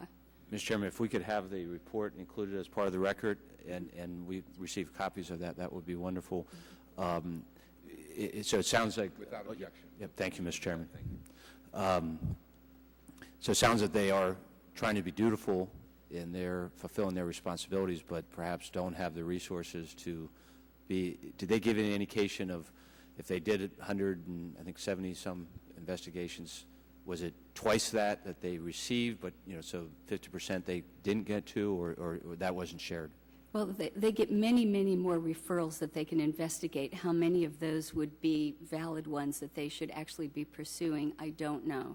Okay. I can tell you that in our upcoming report, we are making a recommendation that relates to trying to encourage the other federal agencies to work closely with them so that if they find information about problematic facilities, they get that referral over to the Department of Justice so they can follow up. Excellent, because the more coordination, communication, the more likely we can get the bad apples identified and pursued. Mr. Coots, a follow-up, in your testimony you talked about the referral services. I mean, clearly it seems like false advertising. In Pennsylvania, we have Unfair Trade Practices Act that would seem to govern some of this. Are you aware of any actions at the state level or federal, but more likely at the state level, to pursue any of these entities that have engaged in the type of advertising or fraudulent or apparently misleading information? Andy O'Connell from GAO, just to follow up on that question. We are in dialogue with the FTC regarding our work, and I don't know what they're doing right now. You'd have to ask them, but we are. You've shared your results with the FTC for them? Yes, we have. Okay. And on the one tax scheme that you saw in our yep. On the 501. We are making a referral to IRS on that. Great. Thank you. Mr. Coots, I know you investigated the 8 specific cases. What's the youngest age of any child that you're aware of that has been placed, or if anyone else would want to answer that as well? And I've heard 12 a number of times, 12-year-olds. Are there children younger than 12 in these facilities? Of our cases, 12 is about the youngest, but there's evidence that are kids under 10 years old in these programs. Yes. My program actually works with children between the ages of 5 to 13 in our residential setting. How about in any of the wilderness or that type, boot camp type facility? Anyone? At ours as well, the youngest was 12 years old. I think 6th, 7th grade was pretty much where their cutoff was at that point. But I mean, there were kids that stayed there, although they were family members of staff members that ended up then being students later on. So they were there all the time. But the only ones whose parents actually admitted them, the youngest was about 12 years old, a kid that pretty much just had ADD. And while he was there, developed the behaviors that most of the people pretended to have, and was actually shot last year as a result. Representative Platts at the other end. I'll go ahead. I had something to add, too. I know of a facility in Utah called Majestic Ranch that admitted youth as young as 7. At the other end of the spectrum, we had one program where kids were held beyond their will after 18, which is the other end. Yeah, that was one of your cases you referenced. Yes, there were several kids. One was held there over 13 years. My time's expired. I don't know if we'll have another round or not, but again, thank you. Mr. Coots, again, in the number of the case studies, like you, and then maybe Ms. Whitehead and Mr. Martin Crawford would want to respond also, but in a number of instances, we have students participating in physical actions, maybe abusive actions against other students. Can you outline that or tell me what you know about that, and then I'd ask the other two to respond from their experiences? Yeah, we saw students being involved with abuse and torture of other students, typically at the direction of some of the staff or owners, but yes, kids typically against their will being responsible for that and being told to carry somebody around, kick them, beat them, whatever the case may be. And we saw that last time too, the 10 cases from last fall, the same type of things where kids were involved. In one of the programs, the actual staff were people who had been program participants. So they went through the program and their qualifications to be the staff were that they'd been in the program. Ms. Whitehead? My facility didn't use any kind of physical intervention with, among students, but what we did, we were required is to sort of, it was called called out in group by other students and sort of to deflect attention away from, one student, we would have to call another student out on behavior, vague notions of dishonesty, and then they would get subsequently punished, have to do work crew for the day or rock picking, things like that. Mr. Martin Crawford? The same was the case in my program. The students did actually have to physically restrain students. We had to chase them, bring them back. This was the first few times that a student would do it. If you had just become a senior member, you were told by staff, okay, you're a senior member, you should go and chase them now. And then after a while, it sort of becomes second nature. It's almost just, a reflex at that point because you know that you're expected to do it. So when you discuss wrapping students up in restraints, that was done by other students? That was usually initiated by the faculty, but the students assisted. Like a faculty would say, wrap them up, and then the students were the ones that were forced to do it. The faculty was then the one that would say, put them in the isolation room, and a student would observe. So occasionally, we would let the kids out of the blankets if we thought we wouldn't get in trouble for it, if nobody was looking, but it was something that if anybody was around, we had no chance of doing. Dr. Belanci, what's your impression of this? Once again, I'm horrified. There is no justification for having youth-on-youth interventions like that. Is there in I don't know what I would call a normal practice? I mean, is there a discussion of this within the profession of whether this is advised or ill-advised, or? Yes, I think it's very clear in the profession that this is ill-advised and unaccepted practice. One of my comments as I was listening to what could be helpful, and what a parent might want to ask, I'd want to know whether or not, what were the professional qualifications of the staff. I would want to know if there is on-site medical involvement and oversight in an administrative capacity. I'd want to know what the training guidelines were for the staff. I'd want to know what the history of abuse claims were against the agency. In my state, you can find out more about a restaurant by doing a web search for their health standards. Then you can learn about these kinds of programs that are caring for America's youth, and that's an outrage. Ms. Belanci, I guess like many members, know of families and am involved with young people and older people and their families. My wife does a lot of mental health work with bipolar, and know the struggles and the difficulties both for the individual suffering from bipolar problems and their families. Ever any suggestion that oatmeal, and I'm not being flip here, it's very serious, any suggestion that oatmeal and exercise itself would cause bipolar to go away? I have never heard that. It's a serious disorder. It needs to be taken seriously. There are treatment interventions that are successful, that are well studied in double-blind, placebo-controlled trials. I've never seen an oatmeal study to show any kind of an outcome. There are some research studies looking at dietary interventions for ADHD, but again, I don't believe that they've shown any significant positive outcome in double-blind, placebo-controlled trials. That's not to say on a case-by-case basis I haven't anecdotally heard stories of reducing sugar content or caffeine benefiting children, particularly adolescents, but nothing regarding your statement.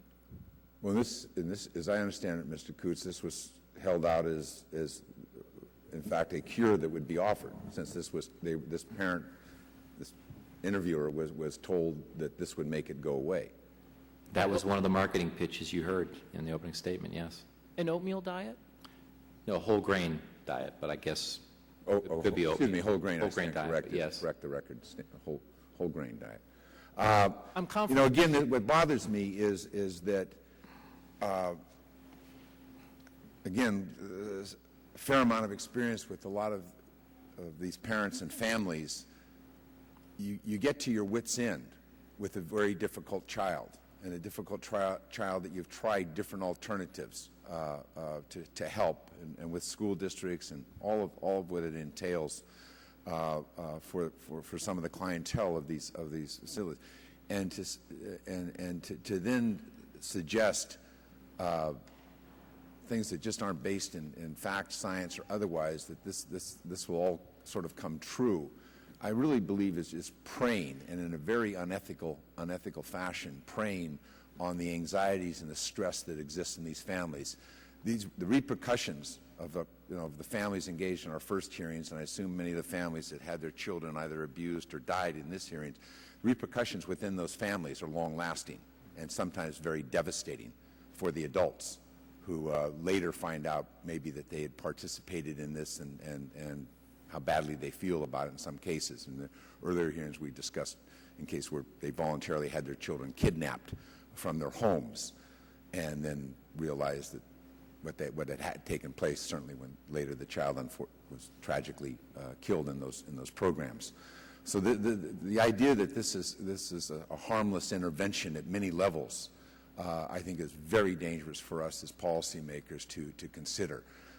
Again, you know, we don't want to paint with a very broad brush here, but the fact of the matter is, we're starting to see emerge here some programs that are very dangerous, that are very reckless with respect to the health and welfare of the children that they have in their custody, and you know, they've got that custody, I think, under very suspect representations and conditions to those families and to their parents. Mr. Coots, if I might, if I have a little bit of time left. These financial connections, you know, we went through a long scandal here on colleges referring people to certain student loan lenders, and you might not have got the best interest rate, but here you have a referral service that may be financially connected, I assume through either fees or commissions for the referral of these patients. And so again, you have no sense that you're getting informed, independent, ethical representations from the phone calls you made. Can you tell us about this, or what you know about the financial arrangements that may create a conflict of interest? I would say one case was worse than that. You had a husband-wife team claiming to be independent. One was the referral service, one was the actual program. We called the referral service 3 separate times as 3 separate parents with 3 different, very different kids, and each time we were referred to the same program, and it's because it was a husband-wife connection that was not disclosed. But they hold themselves out as being independent referrals? Well, they didn't disclose that to us as the parents, so I don't know if they hold themselves out as that, but there was no evidence anywhere on their web or anything. They told us that, yeah, we're related to this program, and no matter what your problem is, we're going to put you to the same program, which appeared to be the reality of the situation. So there were other issues where I think the referral services are certainly getting money in many cases from the programs for the referrals, and those are undisclosed types of situations typically. Excuse me, I lost you. You know that as a factor? Yes, we have cases of that. Yes, absolutely. So the one was the worst case where you had the husband-wife, but you had other situations where you had undisclosed to the parents, the referral service was getting money for each referral they made to the program, or a vacation, or there were other things like that they were getting paid. So there was a financial relationship between them. A lot of these programs appear to have a 28-day or 30-day. There was a time, and I don't know if it's relevant in this case, where that was related to insurance payments. That you got an insurance benefit that sort of had a 30-day cutoff on it for mental health or treatment. Is that operative in this situation with respect to placement of these young people?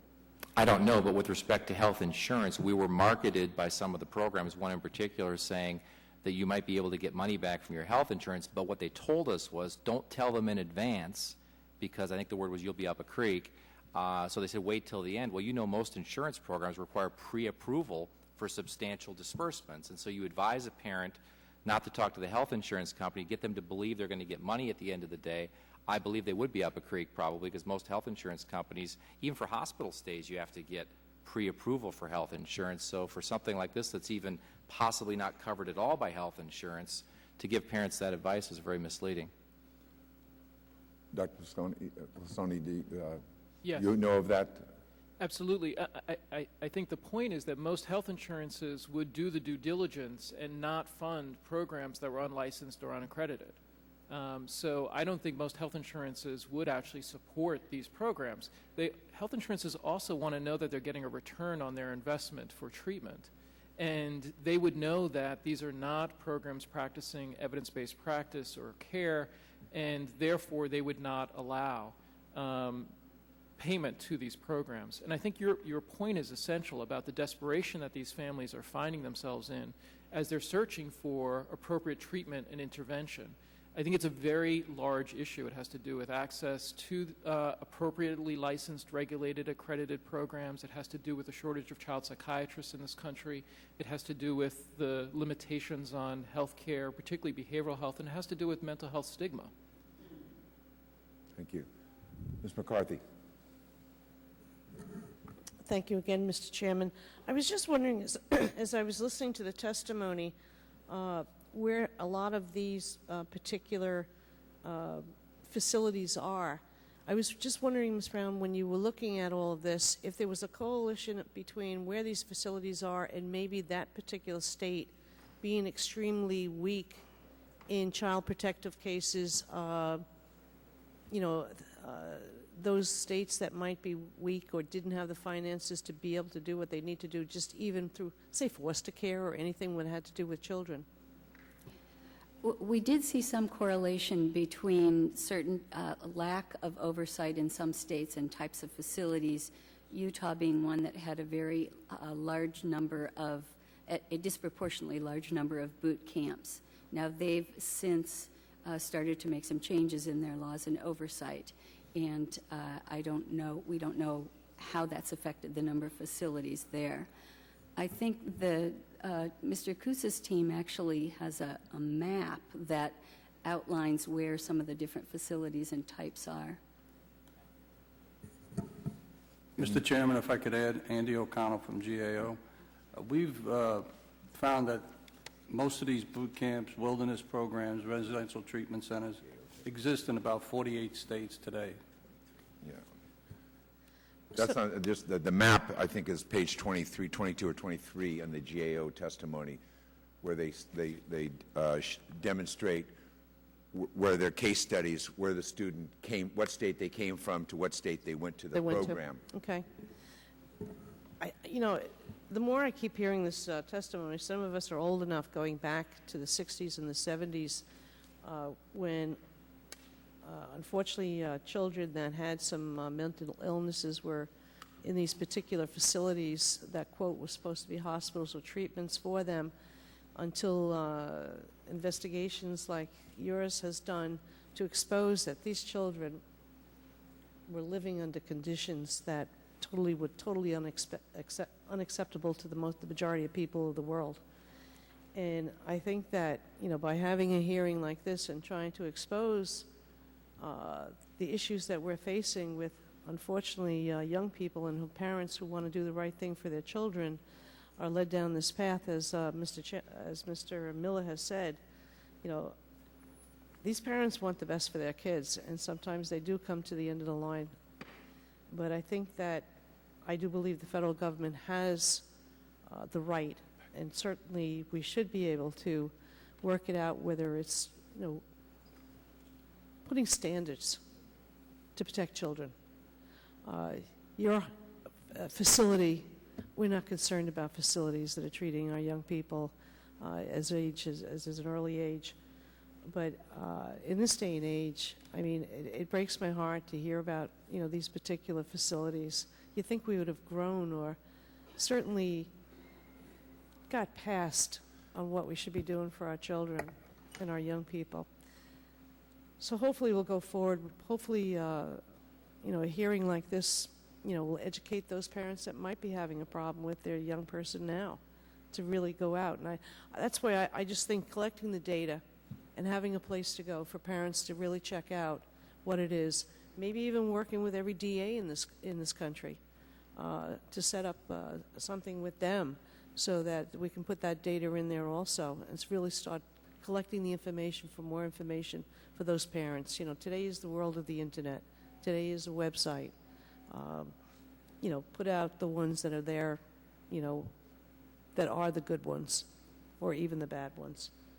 So parents can make an intelligence. But I do believe the federal government has a role because obviously the states haven't done their job. And I think that's what we're seeing here. With that, I yield back. Thank you. Mr. Kildee? Mr. Chairman, under general leave, I will submit questions in writing. Thank you. Mr. Platts? Thank you, Mr. Chairman. Before questions, if I could move that we keep the record open for 14 days for additional testimony and for some of the documentation that we've requested. Yeah, that's fine, without objections. Okay. Thank you, Mr. Chairman. Dr. Balanci, is that correct? Yes. Okay. Wanted to follow up on your testimony. You talk about the membership of the American Association of Children's Residential Centers, and that any member of the association has to be licensed, and you encourage additional accreditation as well. Am I correct in understanding that first the license is by the individual state wherever the facility is located? Correct. Are you aware, to be licensed, does it involve any,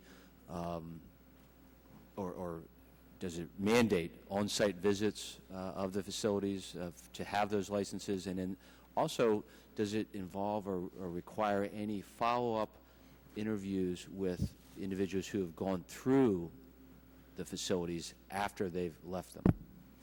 I think that's an excellent question. I can't speak to every state because what you're hearing is there's really a patchwork of state licensing and regulation. I can speak to Massachusetts, where they do come on site. They are authorized to come unannounced. There's actually multiple levels of oversight and regulation that my facility comes under. So Department of Education can come from the state. Child welfare can come from the state because they have children placed in our program. Department of Mental Health can come from the state. Our licensor, which is EEC, can come. And whenever there's an allegation of abuse or neglect against our facility, they do on-site visits. They would meet with the staff. They would talk about the incident. We would provide them the data. We do our own internal investigation. We have a very low threshold, even though we're serving children as young as 5. If a child makes an allegation against a staff person, we investigate that, and we do at times even report on ourselves. And there's a whole division of child welfare, child protective service that has institutional investigational capacity.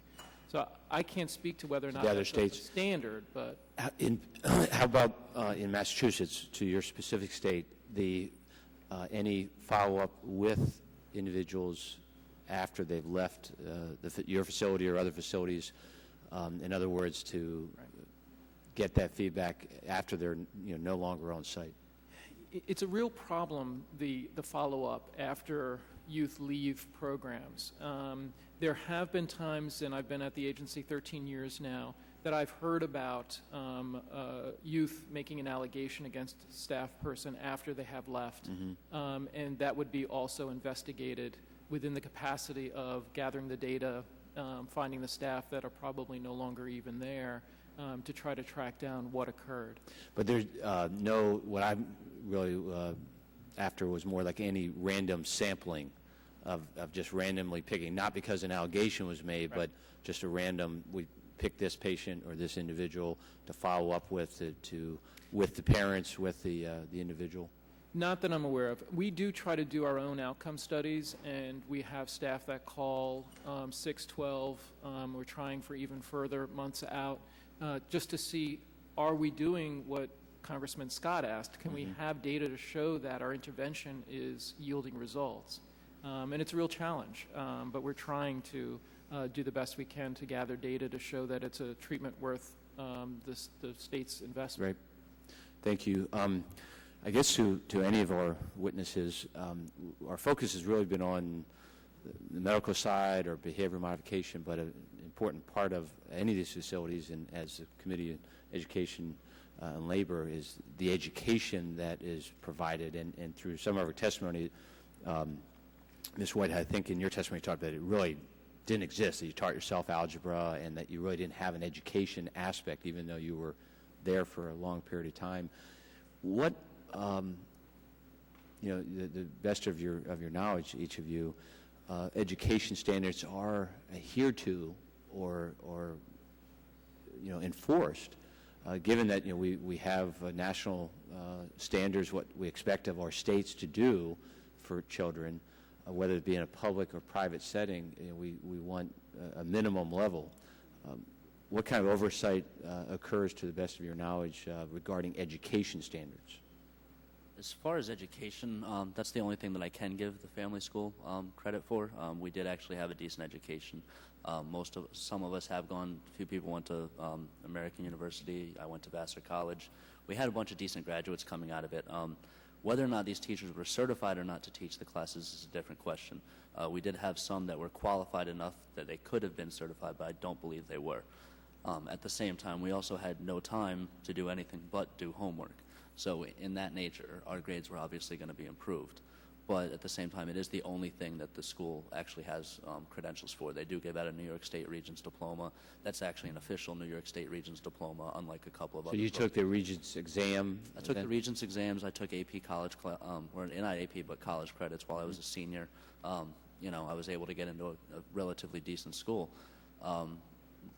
That's not the case with all programs, and definitely not the case with some of them. It's completely the opposite. But when it comes down to misleading aspects of it, that's the only thing that I could say that they probably told my parents the truth about. Yeah. And Ms. Whitehead, yours was probably one of those opposite, or from your testimony, not a very good standard? Right. I mean, my facility was accredited. I don't know what kind of documentation they needed to prove that, but what I can tell you is that we had schooling maybe a couple hours a day. I know we had one certified teacher that taught everybody both history and science. And then there was an uncertified teacher, the headmaster's wife, that taught English, which was pretty minimal. So overall, maybe we had, I would say, 12 hours of schooling a week, maybe. And some of our field trips were considered schooling. We'd look at the trees and identify the leaves and things like that. But when I left the facility, I was far behind in everything. I barely knew how to write a paper, and I was in 10th grade. If I may, our students follow the same mass curriculum frameworks. We have data to show that they've got educational attainment. We actually do quite well with a very disabled population, particularly in terms of learning disabilities. Most of our children are gaining a year for a year in reading. We're struggling more with math, as the nation is. They have to take the MCAS, which is our state licensing, our state annual exams. So we have to meet all the same criteria. They're on individual educational plans, and we meet with the school district annually to update those. Okay. I would add a couple things here for us. We saw some examples of schools that said they were accredited and they weren't, so that's been something out there. And we had one kid in our case study number 5 who was there for 4 years, and he got no education. And Ms. Brown, did... From the oversight perspective, I can tell you that in our survey of the states, when we asked about what aspects state agencies monitored, the presence of educational programming and also in particular the quality of educational program were the least likely to be monitored. Of kind of a cross-section? Of other things like physical plant, staff issues, use of seclusion and restraint. Okay. Thank you. Thank you, Mr. Chairman. Thank you. Mr. Coutts, on your case number 5 on page 15, You write about in the report the interaction between the parents and the placement facility, and you talk about when the victim's father, the victim of this abuse, refused to attend therapy meetings for the fear of losing his job. The program told him to quit. When he would not quit his job or miss work to attend the meetings, the victim said the program convinced his mother to leave her husband. After the parents separated, the program would not allow the victim to contact his father. The victim said the program never told the victim's family that all of the drug tests they performed, and we referred to this earlier, were negative results, including the initial one. I mean, I just don't understand this pattern of therapy where this much trauma can be activated within the family. I don't quite get this. I've never heard of. It's an incredible story, actually. It was almost like a cult-like organization, and they brainwashed a lot of the parents, it appeared, from what we saw, and they became part of the process. And actually, kids were going home at night sometimes to other people's parents' houses and staying. And there was abuse going on in some cases at other parents' houses. So it was a very bizarre thing, Mr. Chairman, that there's a movie about it. Over the GW, it's called. I mean, it's just an incredible story. And this is one of the ones that accepted Medicaid money. That's how they were primarily funded, millions and millions of dollars for Medicaid. But the parents became kind of sucked into the program, and there were apparently split marriages and things involved because one parent might get sucked in, the other one didn't, and that caused pretty significant issues.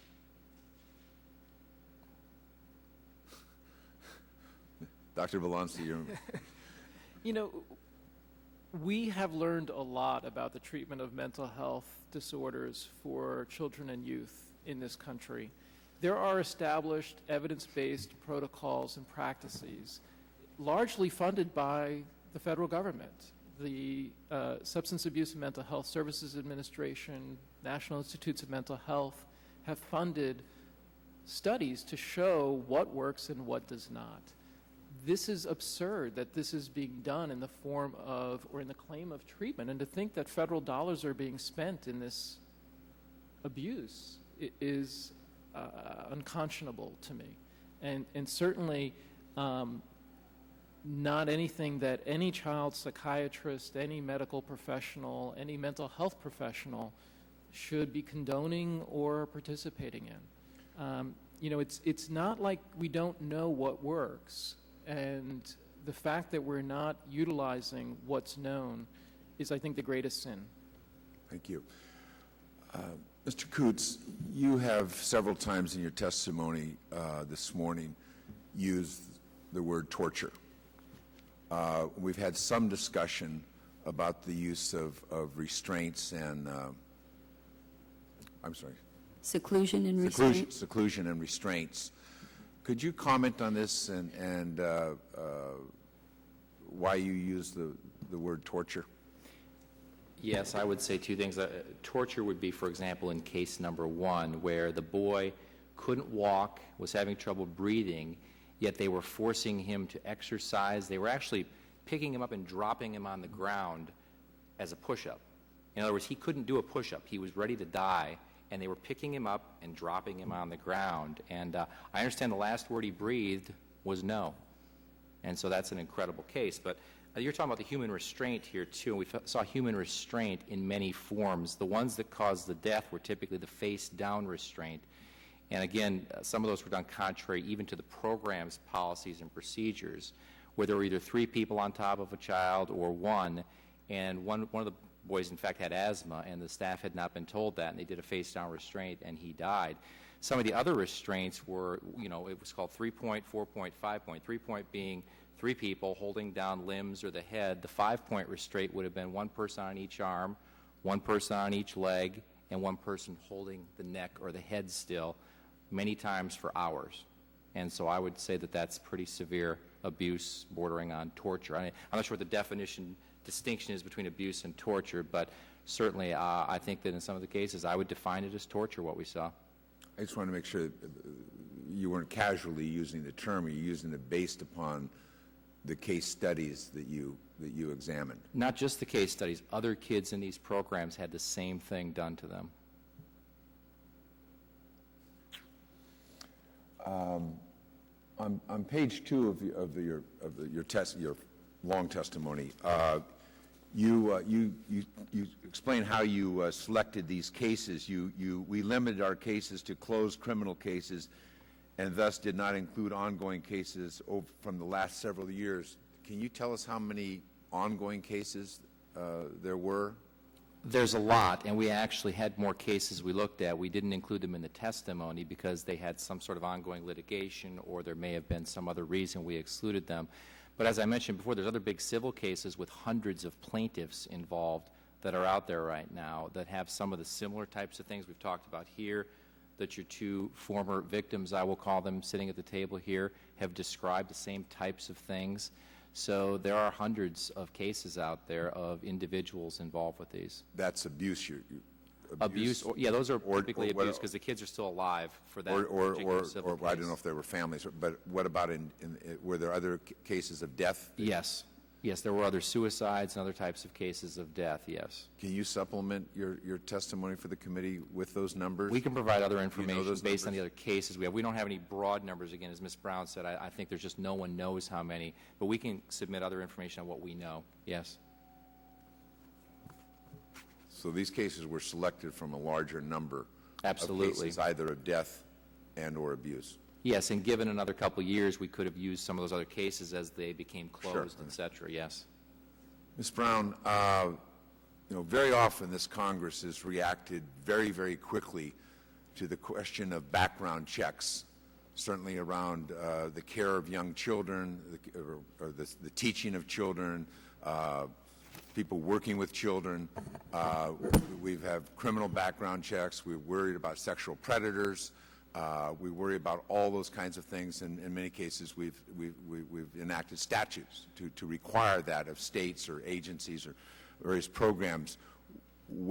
How do these programs fall within those kinds of background checks? In the first round of the hearings, I think in a number of instances, we found very questionable characters working those programs, but no requirements of background checks. I don't know, again, what your survey told you about the background checks, and Mr. Coots has alluded to in a number of cases where students were sexually preyed upon by some element of these programs. What can you tell us about that? Well, according to what was reported to us, state agencies are saying that they do require background checks when they are funding facilities. If the facility is required to be licensed by the agency. Correct. But if the facility is not required, as a number of these apparently were not, that would not apply. Correct. There's no generic state law with respect to that for a business? There may be some generic state laws. I don't know if we know the full answer to that, but certainly there are facilities that are exclusively private, that are not under the purview of state agencies, that would not be monitored for their background checks. Even if they were required to conduct them, if there was no oversight, no one would know whether they had actually conducted them and what the outcomes were. Mr. Coots, in any of your interviews that GAO did of prospective programs, was there any discussion about background checks, about staffing? Yes, and sometimes they had been done, sometimes they hadn't. But remember what we talked about here earlier, a lot of these people were never convicted of anything. So even if you did a fingerprint background check on a lot of these people, they might come up clean, but they could have been involved with the cases of torture and abuse we've been talking about here. But I still would support a fingerprint background check as being one of the potential standards here. Mr. Platts, do you have any further questions? Thank you, Mr. Chairman. No other questions. Just again, my thanks to each of you for your testimony, and Mr. Chairman, also to echo your sentiments on the abuse that occurs to the youth, the children in these programs, and also the psychological probably ramifications to the parents who are probably in desperate situations seeking what they think is help. And trusting others to be giving assistance, and when instead they're not, and the long-term consequences within the family dynamics of the abuse that occurs in these facilities.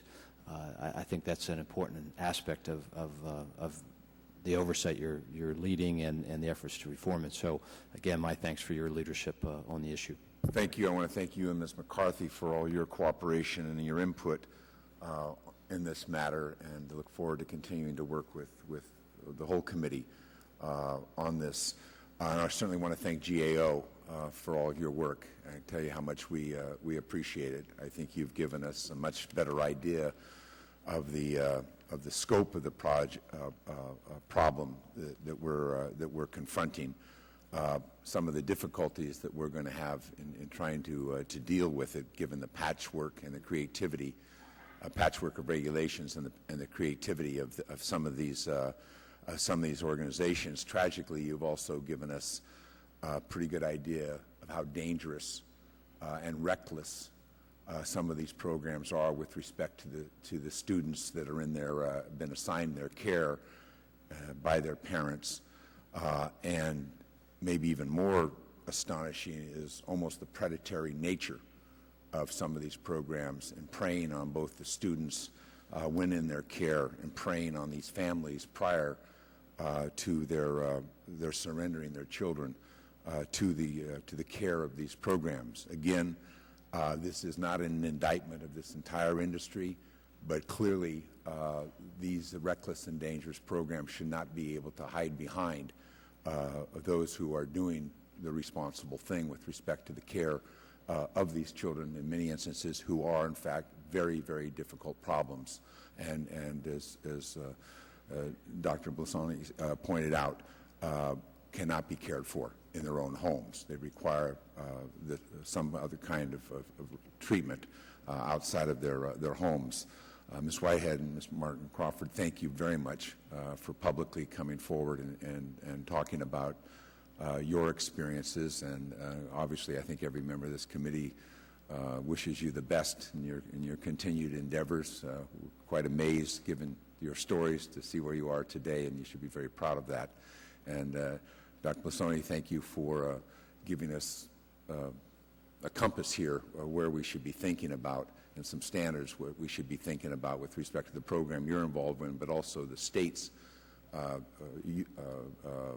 regulation of that kind of program. So thank you all. I'm sure we'll be back in touch with you in rather short order because I think the hearings raised some issues that we want to continue to clarify from both sides of the aisle. But thank you for your cooperation. And with that, the committee will stand adjourned. Thank you.